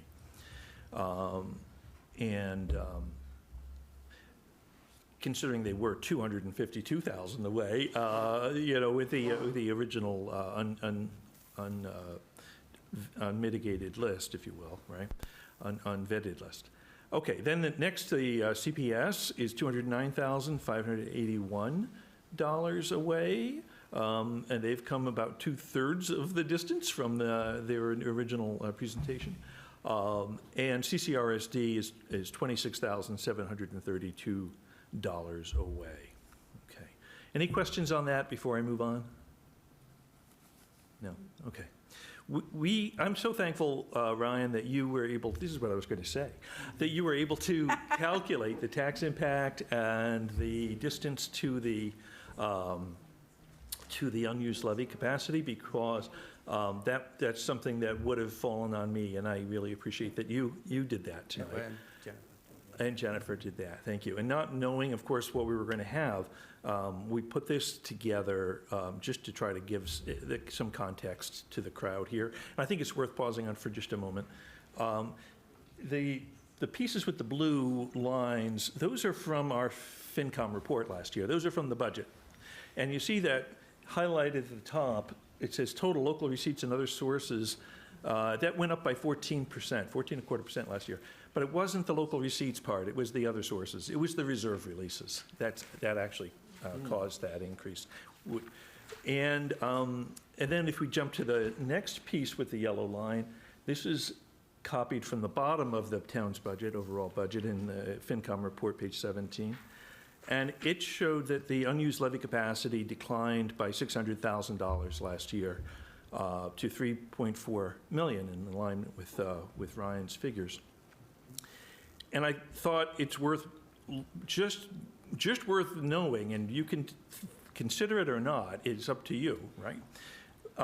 That if not for those reserve releases, we would have been down to $777,000 of unused levy capacity. So in other words, if the expenses stayed the same, yeah. What I didn't show here is that we actually had that same 1.65 2 years prior, for 2 years prior. So thank God that we have those pension reserves, because otherwise we would have hit the wall here quite a while ago.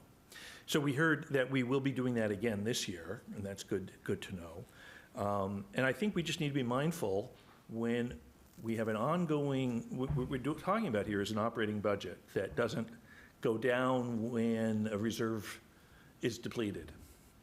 And that's why I was asking those questions. Would the middle school debt get lower? No, we know it won't, but other debt will, okay. And as long as we don't replace other debt, that kind of works. Would the pension contribution have to revert back to where it was? Probably not, is the answer I think we heard, which is good news. So I think that this is in that sort of gray area where we can say, well, this might not be a,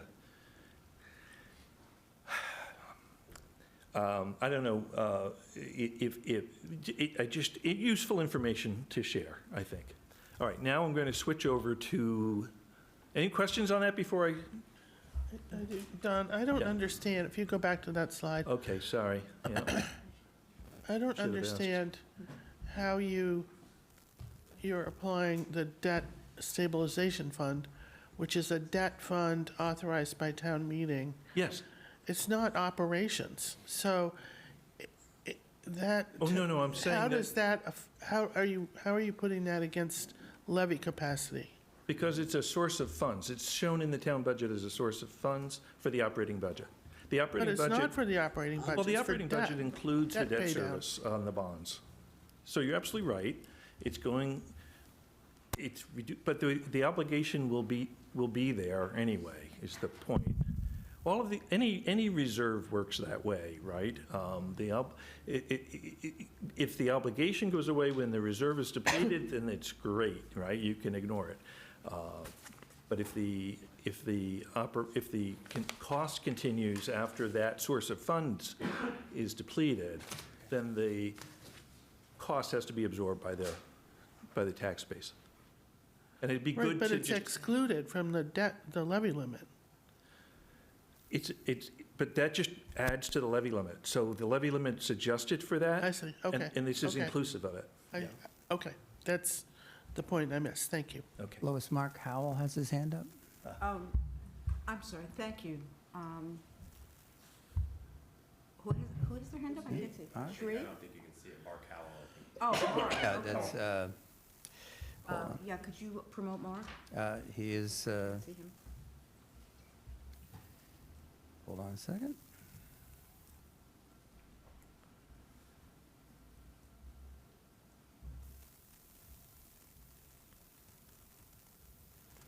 Mark, you have a question? Yeah, thanks. I was just going to point out, I think what Peggy almost got there, the middle school debt stabilization was against excluded debt. So that is not subject to the levy limit, even if it does obviously affect the taxing that goes on, but it's taxed outside the levy under any circumstances. And when we do something like the pension reserve, we create that with the intention of leveling out and something that we're expecting to have usually an initially high expenditure rate and then a lower expenditure rate. And we typically do that by funding it from a reserve account, so there's a 1-year hit on reserves. But that's the design of these things. So Absolutely right. except the I'm first concerned part, I think about sort of characterizing this as problematic, because each time we create a reserve account, we do that with the intention of having a program. Now, if something doesn't materialize the way we expected within that program, that could be a problem, but we would see that coming.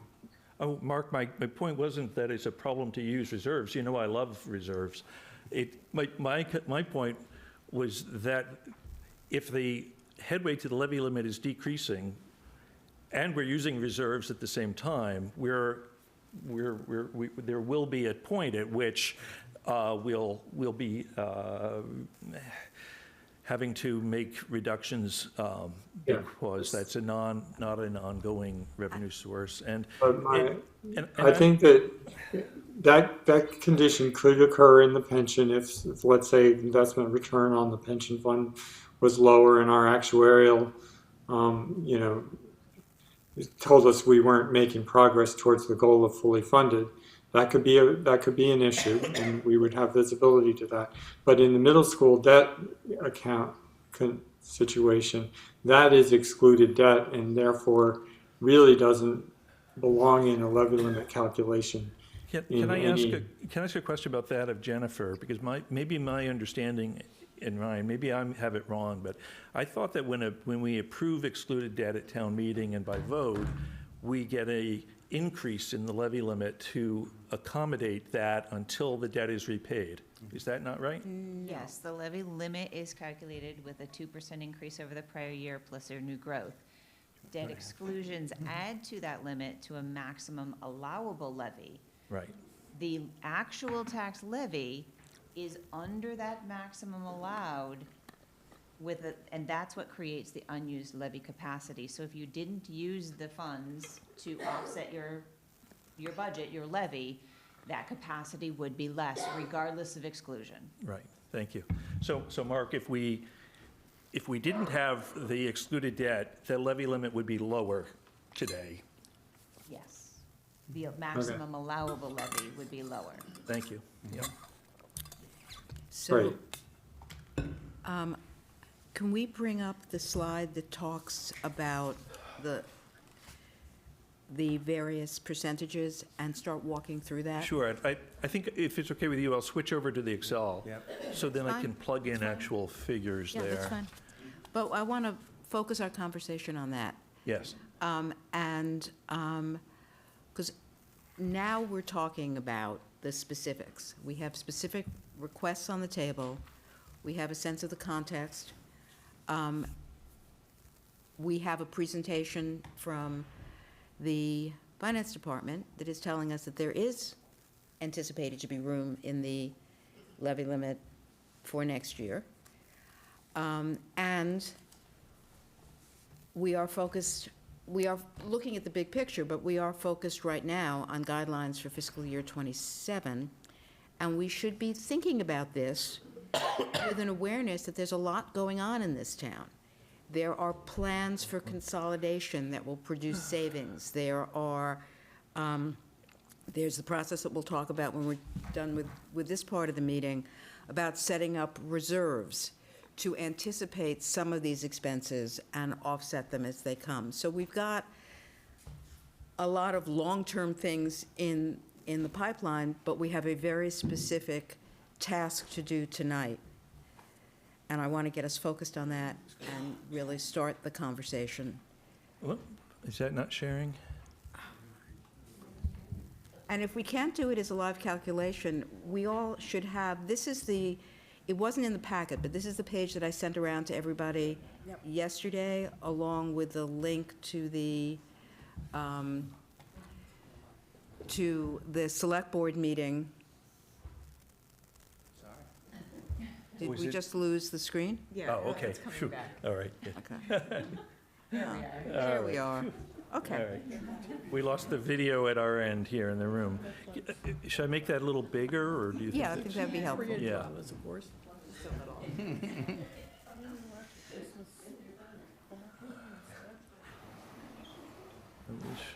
So what we're going to do is make real-time adjustments to that, what is that, row 93.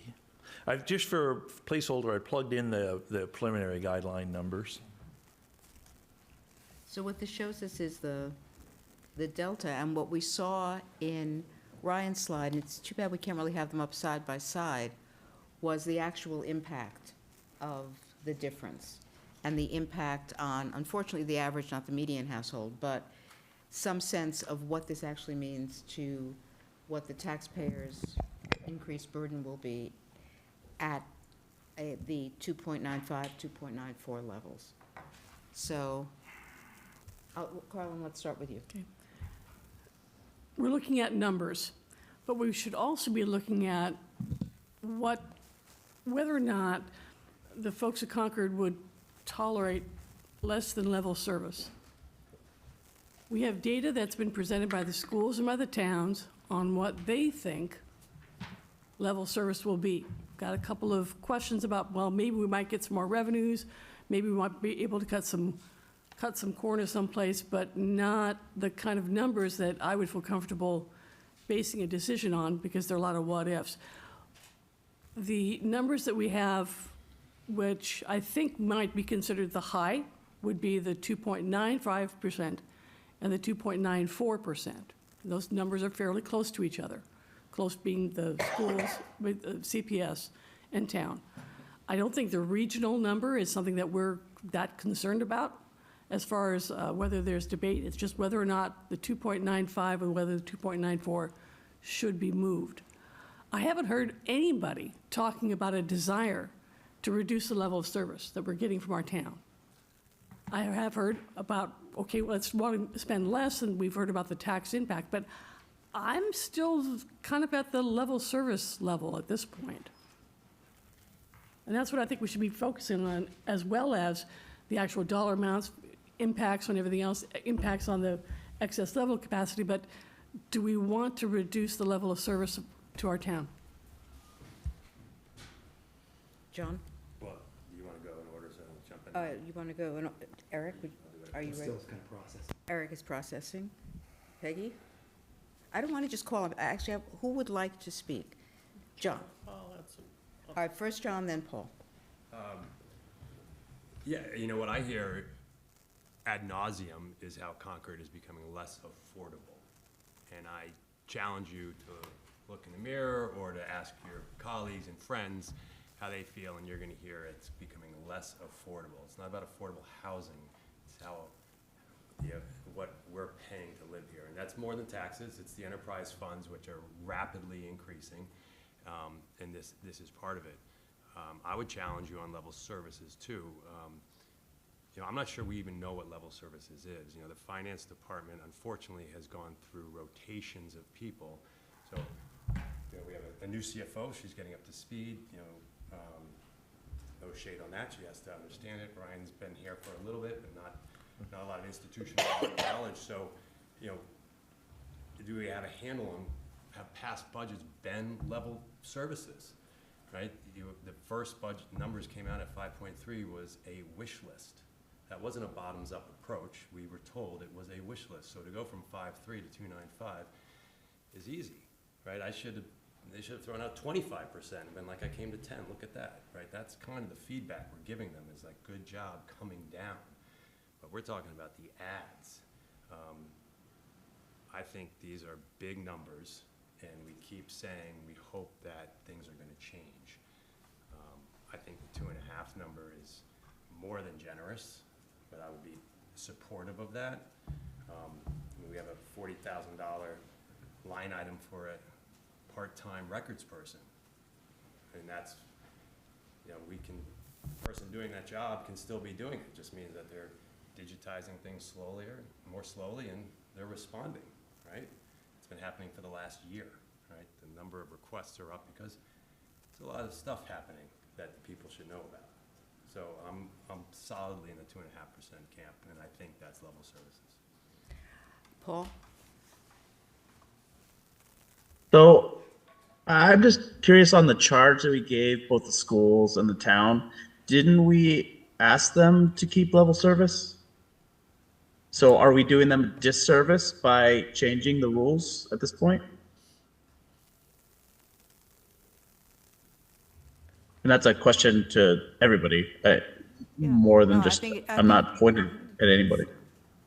I think it's a valid point. I think that's the assumption that we've always gone into this with is, you know, we've pressed the town and the schools for efficiencies, for ways to deliver the same level of service for less. But, you know, we every time, there are constituencies for different resources in town. And one of the examples is Sunday hours at the library. You know, that has been discussed for 2 years, and every time, you know, there are people who really react badly to that. So, yeah, there's an overall sense in the town, appropriately so. We all write the checks every quarter, that the taxes have gotten very high and other expenses of living here have gotten very high. But when you say to someone, what are you willing to give up in order to save money on taxes? If there are 17,000 people in this town, and I don't know what number of them are children, so let's say there are going to be 12,000 adults, there'll be 12,000 opinions about what they are willing to give up because I do believe that both the schools and the town have presented us with budgets that if they go below this, something's going to have to go. And then that is going to result in some constituency being negatively affected. And I'll give one example. I watched the select board meeting on, was it Tuesday? On Tuesday, yeah. Time flies. This week has lasted months. And really interesting to see the meeting and see the presentations and see the questions afterward. And in pressing for efficiencies, one of the select board members was talking about, well, can you do algorithms where you can manage the dispatch so that you're staffing it differently during the hours when you get fewer calls? And what I thought of then are the 3 different times in the 30 years I've lived in this town when I've had to call the fire department in the middle of the night because there was an alarm going off. And while I was standing in the driveway wearing sweats with the dog on the leash, waiting for them to come, I wouldn't have wanted to have to wait much longer than I did, and they came quickly. So what are we prepared to compromise if we're going to push that hard? And what are we giving up long term? Because one of the things we're pressing the towns and the schools to do is to look for long-term efficiencies. And if we force them to trim their budgets so much they don't have the room to do that, they're in survival mode, then maybe we'll save, $40 per household this year in taxes, maybe, but what are we giving up long-term in terms of the ability to explore efficiencies and work up the new procedures, the new methods for approaching issues that they're talking about? That takes staff and administrative time, and if we're starving the process now, we're not giving an opportunity for that to happen. And there's a lot going on in this town that has long-term implications. I would not want to see the town inadequately staffed to take advantage of the opportunities presented by MCI Concord. So that's my thinking on this right now, and I'm going to stop talking and open it again to everybody else. So, Don? Yeah, thank you for that, Lois. That was good perspective, and it prompted something that was in the back of my mind, which was that when the town proposed last year to cut Sunday library hours, I didn't know then that the town had a couple of contracts with a PR agency that the schools later hired. So rather than cutting those contracts, they were going to cut library hours. And I can get behind the need for somebody to write press releases, but I would think that would be a lower impact on the citizenry, right, than library hours? It seems that way, but we are looking at an overall budget. We are not doing. I don't want to debate it. I just want to have the veto. opportunity to say, like you said, your piece, right? I'll say Yeah, mine. okay. Okay, I'm not going to debate you. Okay. No, I'm not suggesting a debate. Go On ahead. the school, I want to move on to the schools.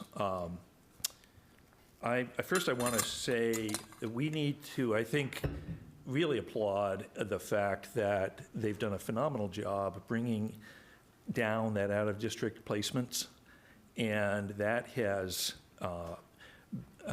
this year is really paying dividends to the town, because if not for that at CPS, the budget they're presenting today, in other words, even without tuition increases for those students, the budget would have been up by 3.57%. So I tried to do the math and say, well, we know that there's inflation of about 3.05. That was our metric for it. So if we were to take that 3.57 down to 3.05, the 2.94 that they're proposing would be about 2.42. Now, that's below the preliminary guideline, and I don't want to, I'm not suggesting we go there, but it does to me suggest that the 2.5 is about level services for the schools, because all I'm doing is adjusting for the bringing in the out-of-district placements. And I think if the schools were able to do that, I'm the first to say thank you. Great job. Really, really, we really needed that, and we really appreciate that.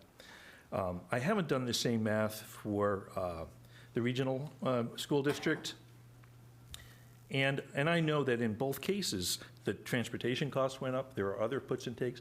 The tuition on the remaining students went up, the remaining out of district. So it argues that that 2.42 really does need to be 2.5 or maybe even 2.6. I don't know.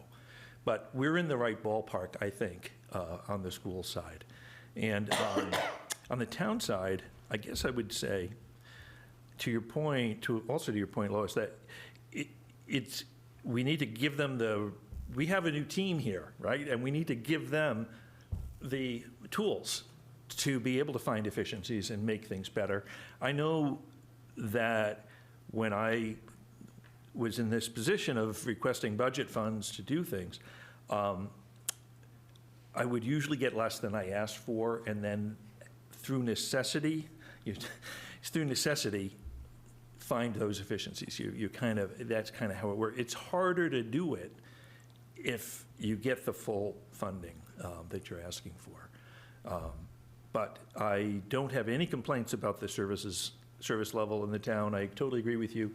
I wouldn't want to wait an hour for the fire department to show up. So I have to agree with you completely on that.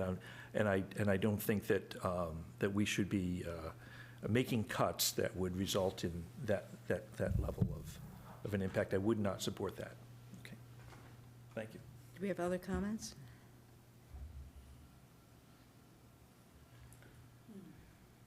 Carlin, yeah. Peggy?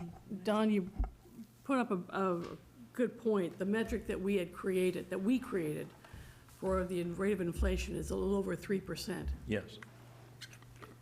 Both the town and the schools have suggested increases that are under the rate of inflation.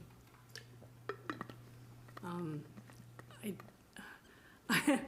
kind of glad they came in under 3%. Yeah. And I think when we initially set the preliminary guideline of 2.5, that was a number picked out of the air. Mm-hmm. Just as, well, what about this? Without any data supporting that number. We heard today from the school committee, for the superintendent, that 2.5 definitely represents a service level cut. And I don't think we're ready to do that. I don't think we deserve that. We heard from the town committee, the chief financial officer, that going below their requested 2.95, maybe a little bit, but not really. And the question about where they would add, or where they could cut, not really substantiated. Too many ifs in my book. I don't feel comfortable with anything lower than the 2.95, and for the town, and CPS at 2.94, and then for CCRSD at what their request, which is the negative 0.79%. So I would like to make a motion at this point, unless this is an appropriate time. I think so, because we can continue the discussion. Once there's a motion and a second, we'll keep talking. So, I would move to vote to recommend a final fiscal year 2027 budget guideline for the Concord Public Schools of 2.94%. Concord Carlisle Regional High School of negative 0.79%, and the town of Concord at 2.95%. is there a second? I'll second. Discussion. Just to, Carlin, before you made the motion, just to remind everyone, I think in our last meeting, when we came up with the preliminary guideline, I believe we were on the verge of offering 3%. And then that, we kind of reversed that and followed a let's get tougher attitude to the 2.5. So I am, like Carlin, quite pleased that we're below inflation. I think it was announced at 3.1 today. I'm not going to mention who announced that and whether I believe it, but that was the announcement today, and I am very pleased that all the budget entities, I think, worked hard and came in at a reasonable number.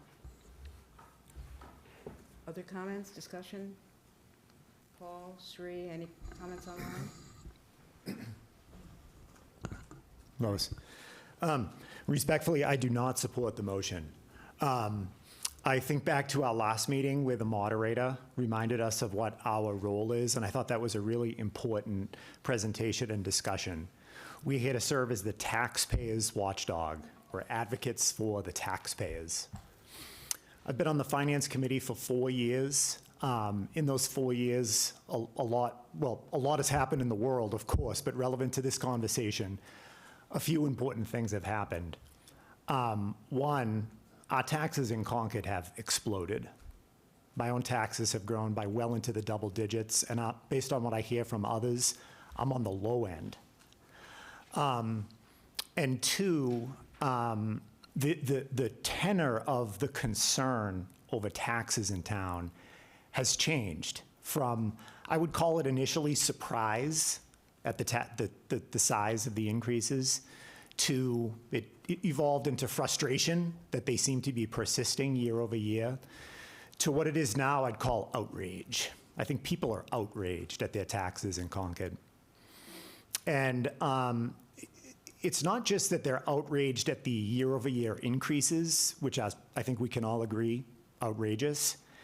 They're outraged at this sense that the services they're getting haven't kept up. They're not commensurate with the tax increases they're experiencing. There haven't been commensurate improvements or enhancements or expansions of their services. So I think tax relief has to be central this year. To me, tax relief is the priority. I mentioned this at our last meeting, but this is a priority that the Select Board articulated at their tax hearing, their annual tax hearing in November, when they elected to renew the residential tax exemption. Each member of the Select Board admirably spoke about the need for tax relief, especially for seniors. And I share that. I share that priority. The challenge is tax relief. You can't just snap your fingers and offer tax relief. It has to come with constraints on spending, moderate constraints on spending.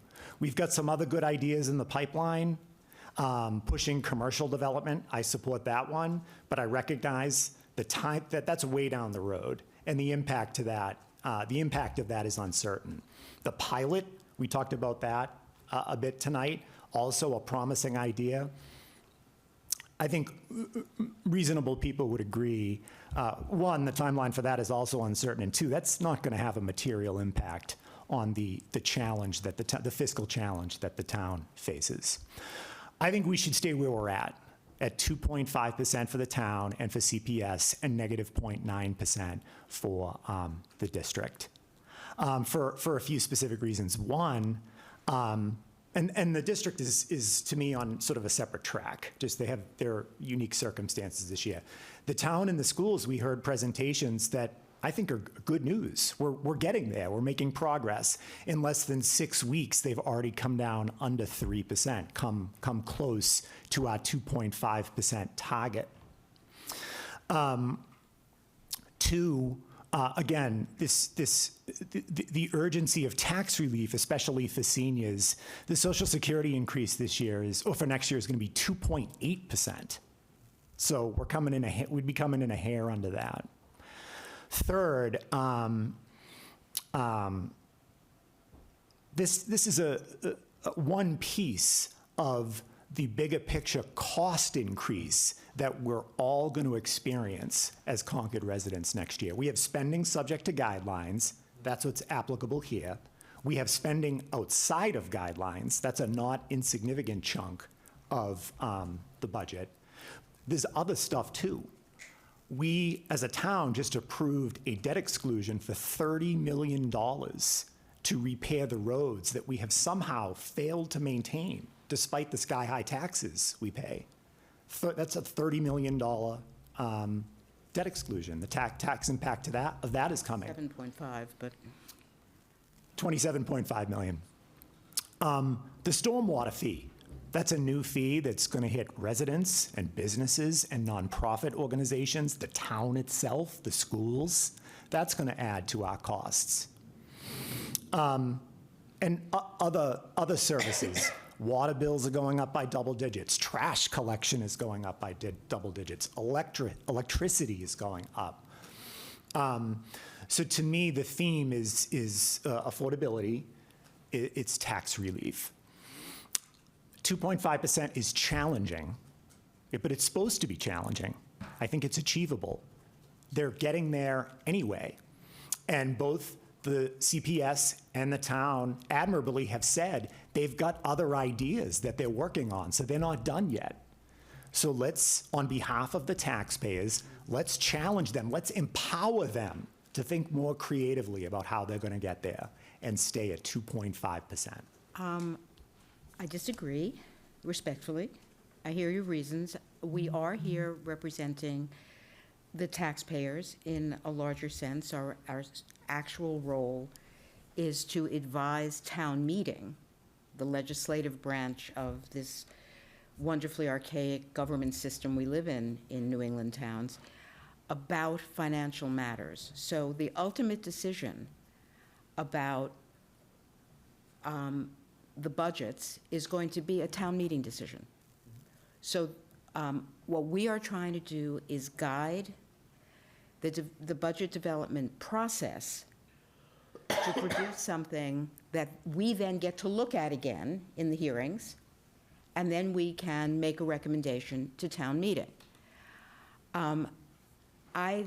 Looking at the town's presentations, listening to the school's presentations, I think, first of all, I'm reluctant to just pull numbers out of the air, even though that's what I'm about to consider doing, because we are users of town resources, Finance Committee. We're using the resources of the Finance Department to make these presentations. We're using the resources of the school department.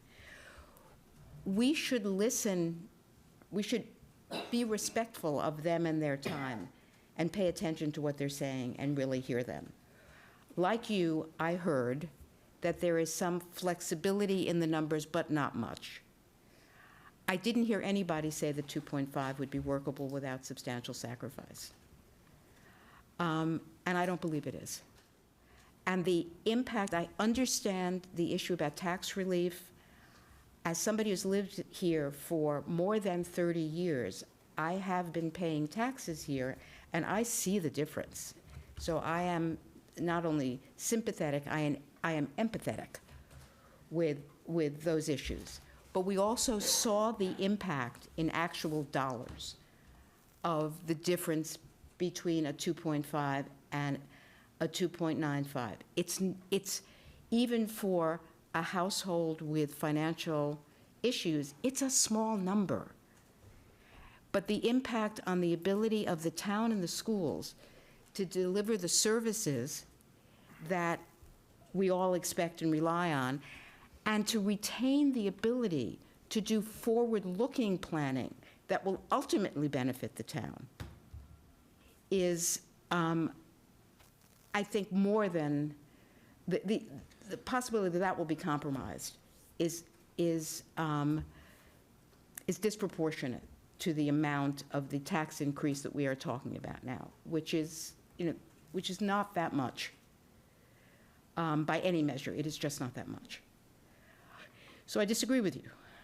But I would like this committee to come to a consensus, and I would like to arrive at a number that maybe puts a little more pressure on the town and the schools to continue to look for those efficiencies, but doesn't guarantee either very substantial cutting of services or another disjointed town meeting where this finance committee is in opposition to the other elements of the town. So is there a number in between the 2.945 and the 2.5, which they made progress, but nobody really came that close to the 2.5. Is there a number that we think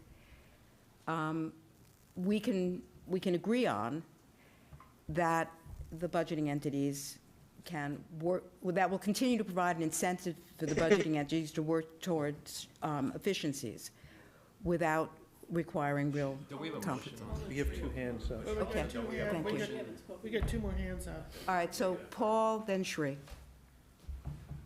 I'll be real quick. Lois, like I agree with a lot of what you said. I hear you, Eric, on what you said.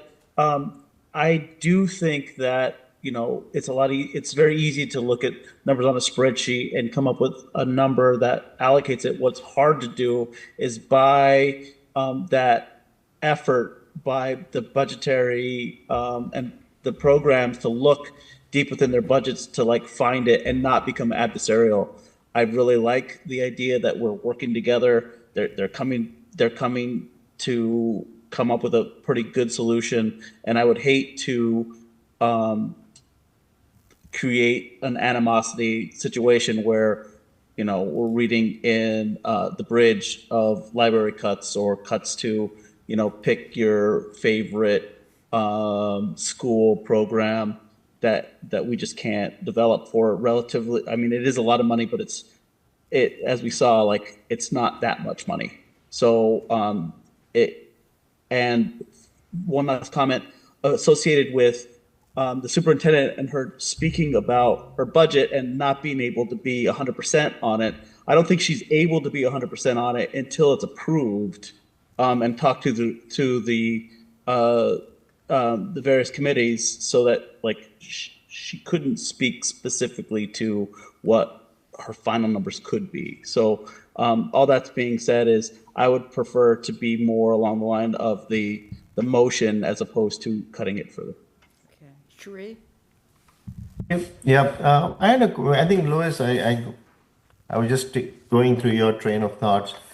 Can we ultimately get to there? Maybe it's a step approach. Can we do it, challenge them this year, and then ultimately get to a lower number the following year? Because, I mean, yes, I mean, it's always a sticker shock for everybody, but if you do it in a step approach, I think it may,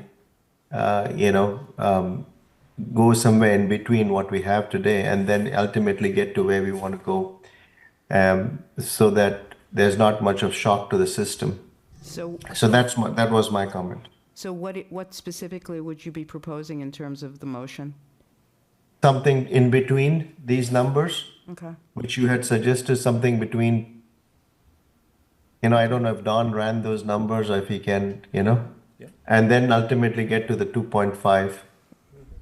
Yes, Shri, I can run any numbers you'd like to see. I can tell the committee that at 2.95, 2.94, and minus 0.79, the delta to the preliminary guidelines is $387,868, or 0.4%.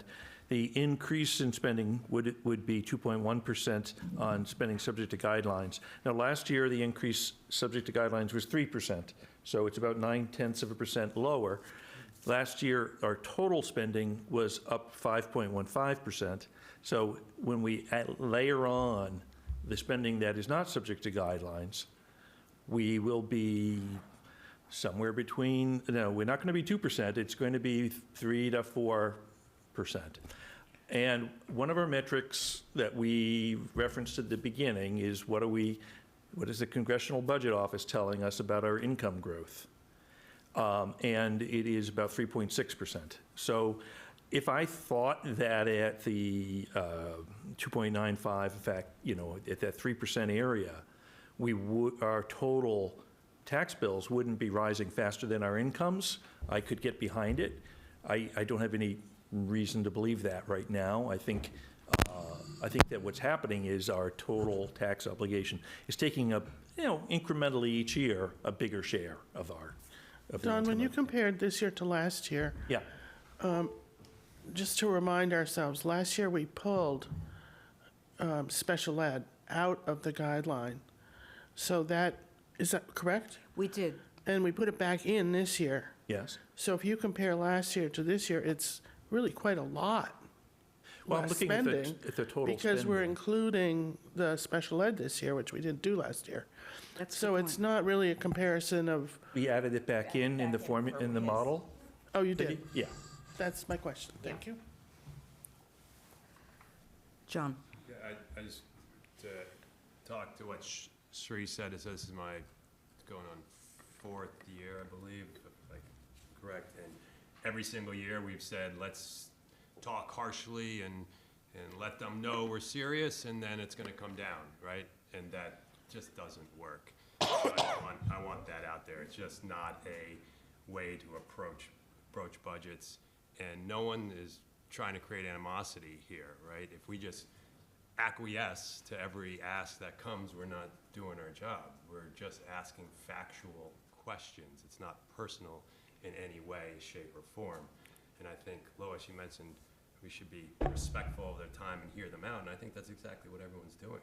We're hearing them out, and we're being absolutely respectful of their time and of everyone's comments, and we just have different ones. I don't believe that these are level services that are increasing. I don't think the budget's ever been looked at from the bottom up, because it comes to us with, here's a whole lot of stuff we want, let's pare it down, okay? So if we were doing level services, we'd start at the bottom and say, what do we need to be where we are? Not, I want to add this, this, this, and this, and I'll start pulling back. So I just disagree respectfully Okay. with your approach, and I think the hope and faith, as I've said before, approach to budgeting is not a good one and doesn't have a good track record. And so to put some pressure on them to find efficiencies is the only way it's going to work. And that's why I'm supportive of that 2.5% and not of the motion that's on the table if we're voting for it. Well, how much longer do you want to talk about this? Well, given the Madam fact that we have other Moderator? things we need to talk about too. Okay, all right. But this Unless is there's something else important. new, I'd I recommend. have one new point. Do what that we call the question. We know that the enrollment has been declining in the schools, and the schools are being responsive to that and are projecting a reduction in headcount as a result of that. I guess I'm surprised that they can't, with that headcount, they're still growing the base budget at 3.5%. So if we didn't have the enrollment decline and we didn't have the out-of-district tuitions, the budget is growing at closer to 4.5% or something like that. I don't know. Yeah, So that's where I'm stuck. And I know we can't really bring them back to ask that question, but I keep coming back to that in my mind. Like, gee, the benefit of those things this year, and we still can't get down. That's kind of really a tough Well, message. I think this year, out-of-district did not have as much of an impact. They were clear about that. So Carlin has called the question. So what we should no vote on do, that one. let's Take a vote. have a vote on the motion is made, and if it succeeds, it succeeds, and if it fails, we'll have another motion. That doesn't mean we're voting for another level. We're voting on the motion that was made. And just to remind everybody, the motion that's on the floor It's not is. debatable. Pardon me? Oh, No, this is. I thought the motion was to call the question. No. We're going to go straight to the CPS 2.94, regional negative 0.79, and the town is 2.95%. That's the current motion. Okay, ready to do a roll call? All right, Peggy Briggs, Yes. Brian Conway, No. Eric Dahlberg, No. John Garofalo, No. Pat Geyer, No. Gerard Jansen, No. Don Kupka, No. Lindsay Liss, No. Carlin Reed, yes.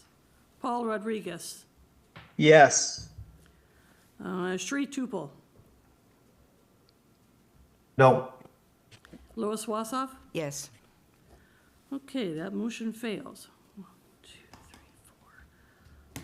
4 yeses. 1, 2, 3, 4, 5, 6, 7, 8 noes. Okay, the motion fails. So, does somebody want to make another motion at propose different guidelines? Peggy? I move that we, I move final guideline at 2.75% for the town, 2.75 for CPS, and -0.79 for the high school. Okay, second? Second. Discussion? Don, Pat? can you put that up? There you go. Oh, nice. Thank you. Thank you. So that is a delta of $157,000.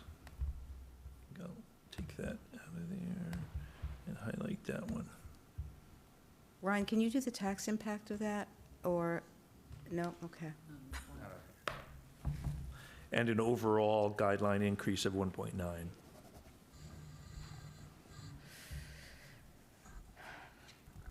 Discussion? Eric? Sorry.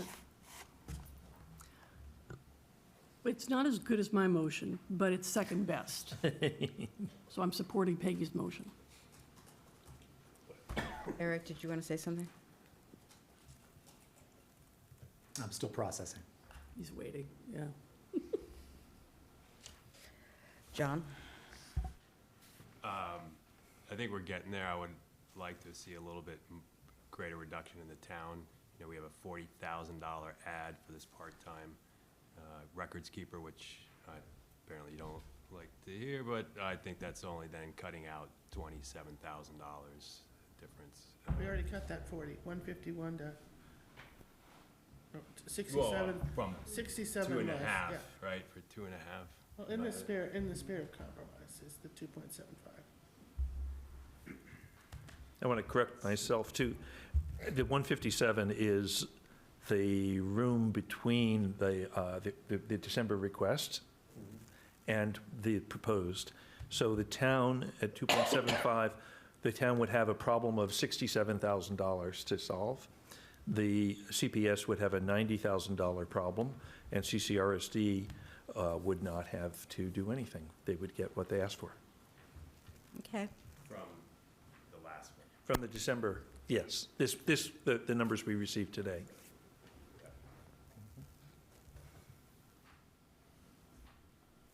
Call the question? I would love to hear from the town. Ryan? Or Jennifer? You're here. You know, again, I always, as a former finance committee member myself, I mean, this is your town. So we've, you know, we believe we've presented to you a responsible budget, and ultimately, whatever the finance committee comes back as their guideline, that's what we understand. There's be a subsequent conversation with the select board and what recommendation they may have. I don't want to. Well, and the select board was comfortable with the town's budget at 2.95. But that was just a discussion that they had, because they are not, you know, it is up to us to set the guideline. But they were comfortable with the town at 2.95. Well, it'll be up to the select board to decide what number to put on the warrant. That's correct. Right. And we will, whatever comes back to us, we will have hearings on in March. So, Eric, have you processed? I've processed. And I won't repeat myself from earlier, but what I'll say sincerely is that I have nothing but respect for the leadership in the town and at the schools. And I mean this sincerely. I'm not trying to be snarky. These are smart people. I think they can do it. If we challenge them with an aggressive guideline, they can think creatively, and they can come up with solutions to get there on behalf of the taxpayers.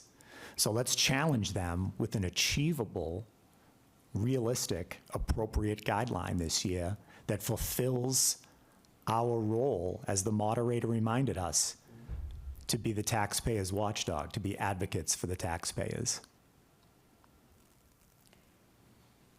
And do you find 2.75 to be an adequately challenging guideline, given everything we've heard from them? No, I do not believe it's challenging enough, so I don't support the motion.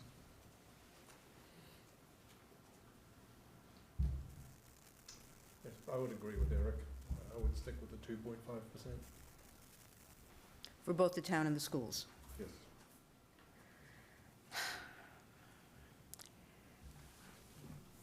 We have been in this position before, where we have gone to town meeting, having recommended a number for the schools that they can't meet.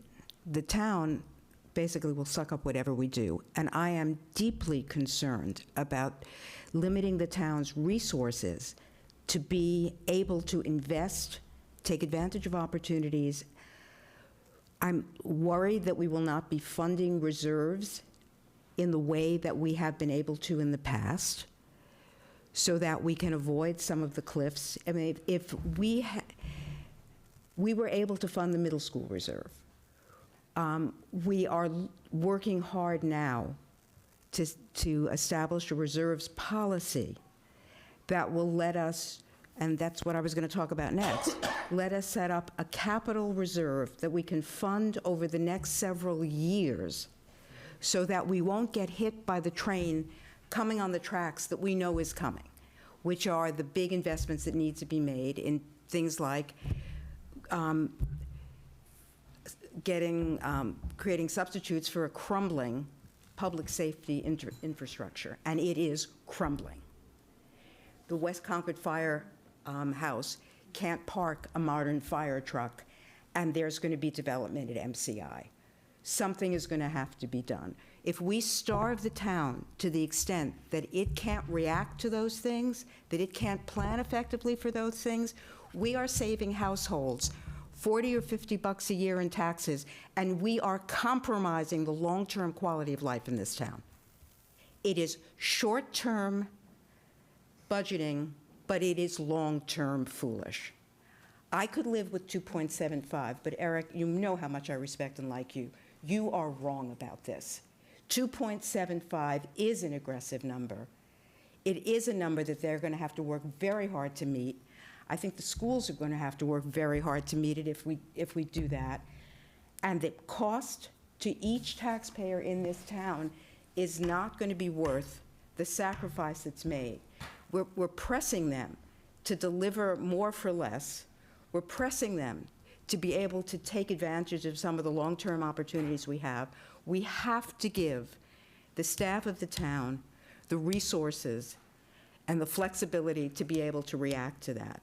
So I can live with 2.75, but I strongly disagree with you at 2.5, and I'm very disappointed that that's your conclusion, because I think it is a very small benefit to individual taxpayers and foregoing some very important long-term benefits over time. So that's my feeling about it. Put 2.5 up, just so we could see it.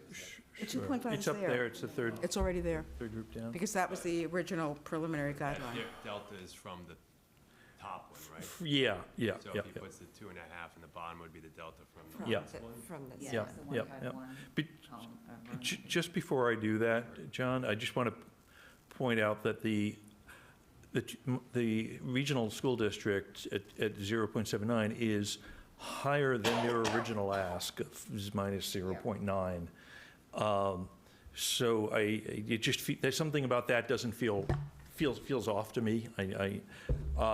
But beyond that, my question for you, Lois, because I didn't follow your reasoning.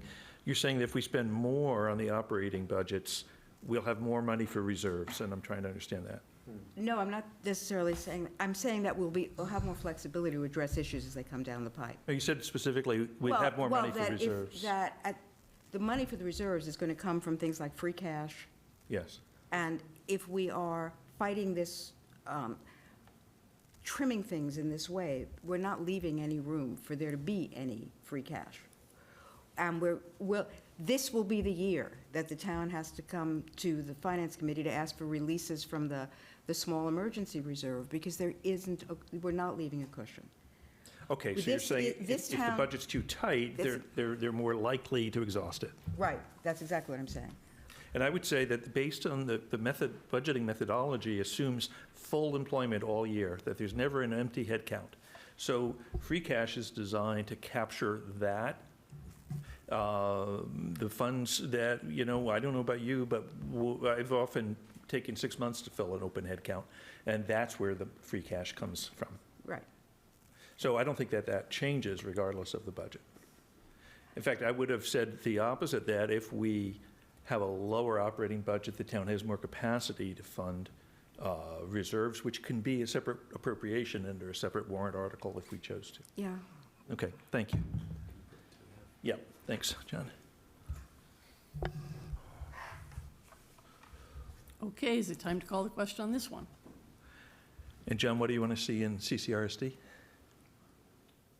Whatever, I was more concerned with the school and the town, but whatever. All right, well, I'd like to see 0.9 and see if, where that leaves us. So $387,000 below their December forecast. in total. So we're ready to call the question at 2.75? Okay, this is the motion, as it, the current motion. It's for CPS at 2.75, CCRSD at minus 0.79, and the town at 2.75. Okay, that's the motion. Let's do the roll call. Peggy? Yes. Brian? No. Eric? No. John?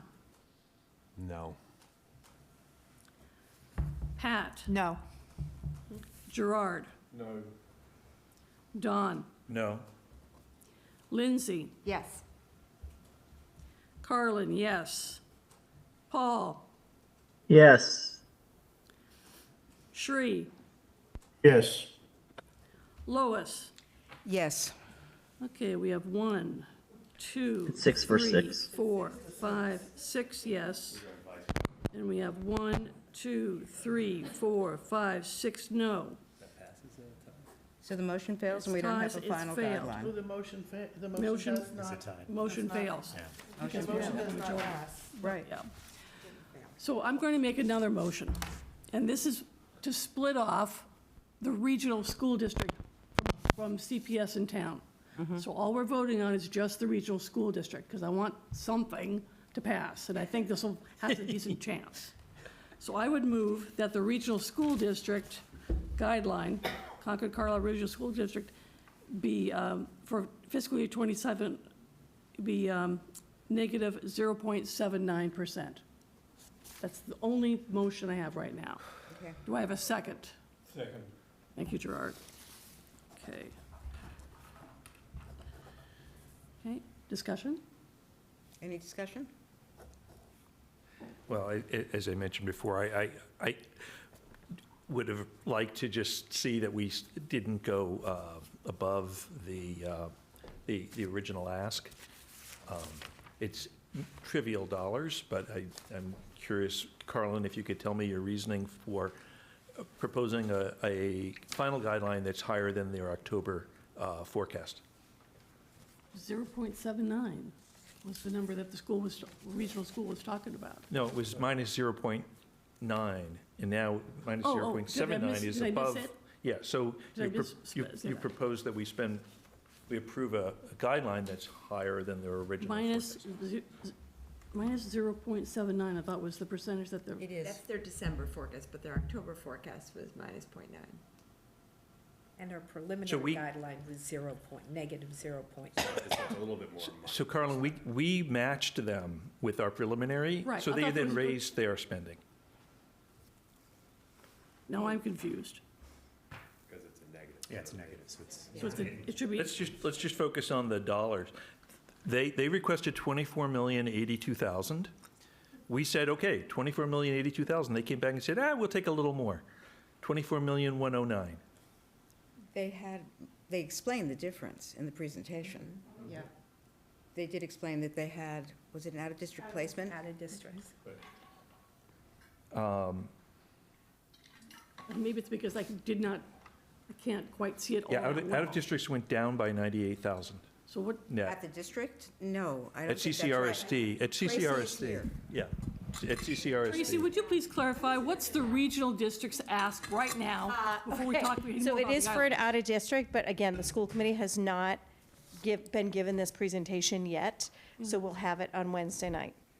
But the difference is not a district. Well, Bob said the out of district OOD decreased by 98,000 net. Is an increased rate. There were tuition increases, but 4 tuitions went away entirely, and the net is a 98,000 lower out of district. That's, I wrote it down word But for it was, word here. they thought it was gonna be even lower. They thought it would be even lower. Ah, there you go. Thank No, you. that's That would explain it. Thank you. So what's the motion supposed to be? Is there disagreement? I was just, So you were moving the number they're asking now. Yes. Don was moving the number they asked for in the prior presentation, which was somewhat lower, but they explained the reason they're asking for a little bit more now is they had an unexpected out-of-district placement. So what number is the school asking for now, today? Negative Negative 0.79. Which is what I moved. which is what you moved. Okay. Was there a second? Yeah. It's a small bit more. And there was a than the second. -9, So you because call they're what that negative is. numbers. Got it. But I still want 0.79, which is what you're asking for today. Yep. So that's my motion. Okay. Gerard, are you still okay with that second? Yes. Okay. Can we do a roll call now on negative 0.79? Yes. Okay. Peggy Briggs, Yes. Brian Conway, No. I'm sorry, what? No. Eric Dahlberg, No. John Garofalo, Yes. Pat Geyer. Yes. Gerard Jansen, Yes. Don Kupka, Yes. Lindsay Liss, Yes. Carlin Reed, yes. Paul Rodriguez, Yes. Sri Tupel, Yes. Lois Wassoff. Yes. That motion passes. 1, 2, 3, 4, 5, 6, 7, 8, 9, 10. Yes. 2 no. That motion passes. Okay, regional's done. I make a motion? Sure, Let someone else make it. please. I'm not in charge of this meeting. Carlin, you I just do the roll you call. taking motions here? The chair takes the motions. I just record them, so. I got one. No, you've already voted against other things. Should we take about a 3-minute break? Sure. I'm saying the only number you- No, Okay. let's just do this one. John's making a motion, Okay. if the chair is ready for it. Yes, I'm sorry. Okay, so the regional passed. Okay. I make a motion to have the final guidelines of the town at 2.5%, and final guidelines for CPS at 2.75%. What'd you say? 2.75%. 2.75 for CPS? In town at 2.5. That was for John. Is there a second? Second. Lindsay seconds. Okay, discussion. I think the room is exhausted. I'm exhausted. Should we call it question? Any objections? I would can I ask a question? Yes, Paul. I'm just curious on the methodology of like why 275 for CPS, but the town is at 2.5. I'm just curious on what your thoughts are. Sure, I'm also looking at the dollar delta for the school and what I think they can reasonably achieve without coming to the town and telling us they're gonna cancel all the music classes. Music. Well, they will. That was 2 years ago. I know, but it's retro. It was threatening. I think, now we're at 9, if I'm reading this correctly, my eyesight's not the best, we're at roughly 91,000 off of their ask, so they've got some retirements. They don't know what they are, but, one is, I think, 30 or 40 if I heard, so probably we can get one-ish. So now it cuts that number to half for some efficiencies, which I think is probably achievable with minimal pain. And if we get 2, we're golden. Okay. Thank you. Any other discussion?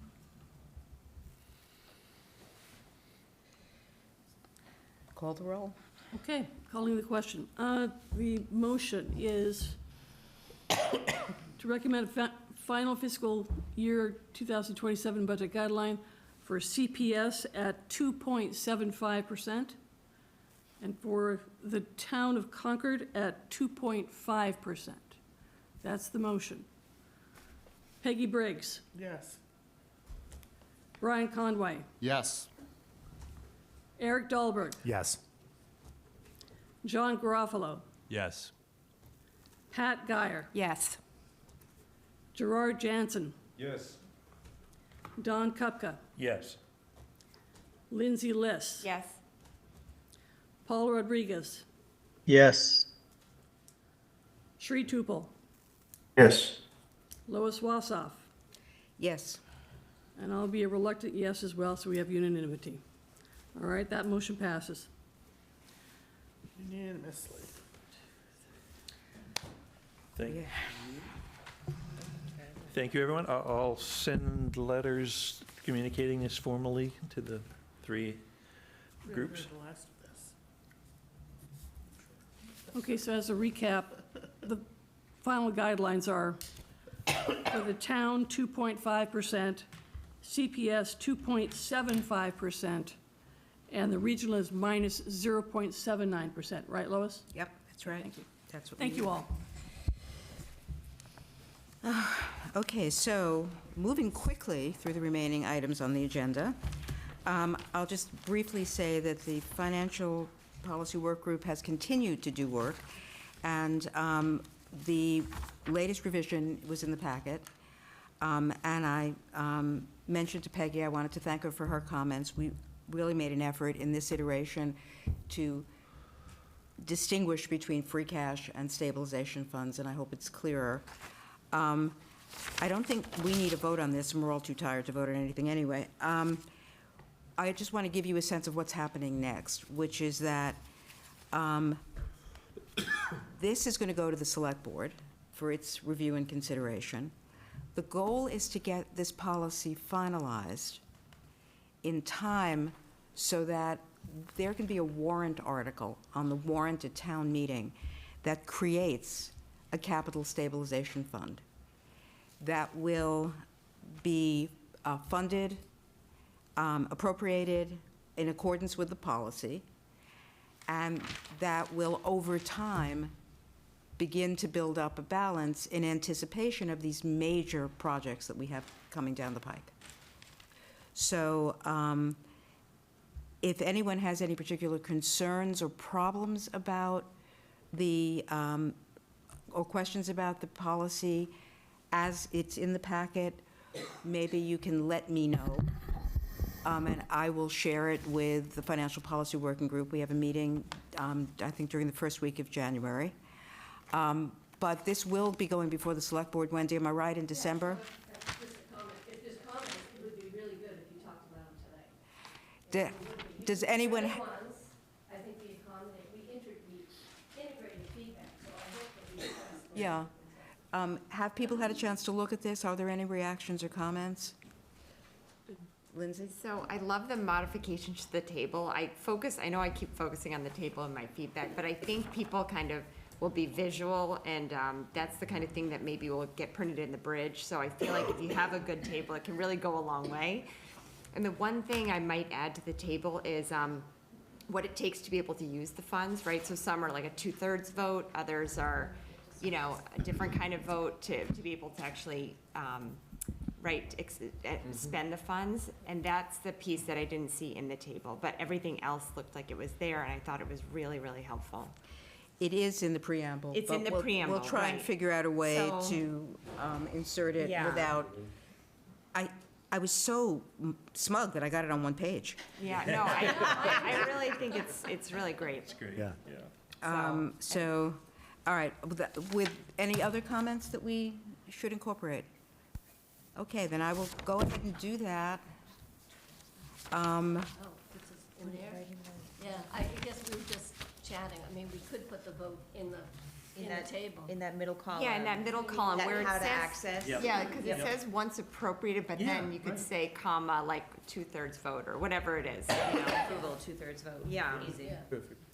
Perfect, okay. I'll take care of that and I'll get it Look, you can to the always committee make the before. font smaller. Any way to get it on one page. And you can delete the, what are they called, those The bullets? bullets, thanks. Yeah, we don't need Yeah. bullets. So that will be proceeding, and hopefully there'll be a warrant article that can start, that savings account against the day when the public works building really does crumble. So that was item 8. We're running right ahead to item 9, which is really just some reminders. We have a lot of work to do. So I included in the packet the town meeting calendar because our deadlines and dates work off of that. I don't think we need to belabor it now. We'll have time to talk about it in January. But I just wanted to make sure that people were focused on the fact that our calendar is going to be pretty heavy through the end of March. The other item that I wanted to make sure everyone was aware of is that everybody's favorite, the Finance Committee report, is coming up. Carlin is writing it this year, or leading the effort. All of us will end up participating in aspects of it, but luckily we have Carlin to lead the effort. So just to get people thinking, particularly people who haven't been on the committee before, about what's going to be covered, Carlin provided for the packet a draft, very much a draft, table of contents. So be aware that you will all be getting assignments, and it really is very much a group effort. One quick question about that? Yeah. Comment. If any of you have ideas on trends that you would like to see reflected, please let me know individually, because I have a bunch of ideas, but what you think is important to tell the folks about the town's financial condition. Thanks. Last item under there is to just let people know there's an effective governance workshop on this Saturday, 8:30 in the morning. I understand there'll be coffee and perhaps snacks.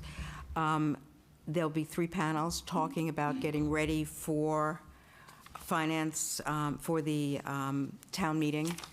I'm going to be on the middle panel talking about the role of the Finance Committee in holding those hearings. But the really interesting presentations will be from Carmen and from Mark Howell.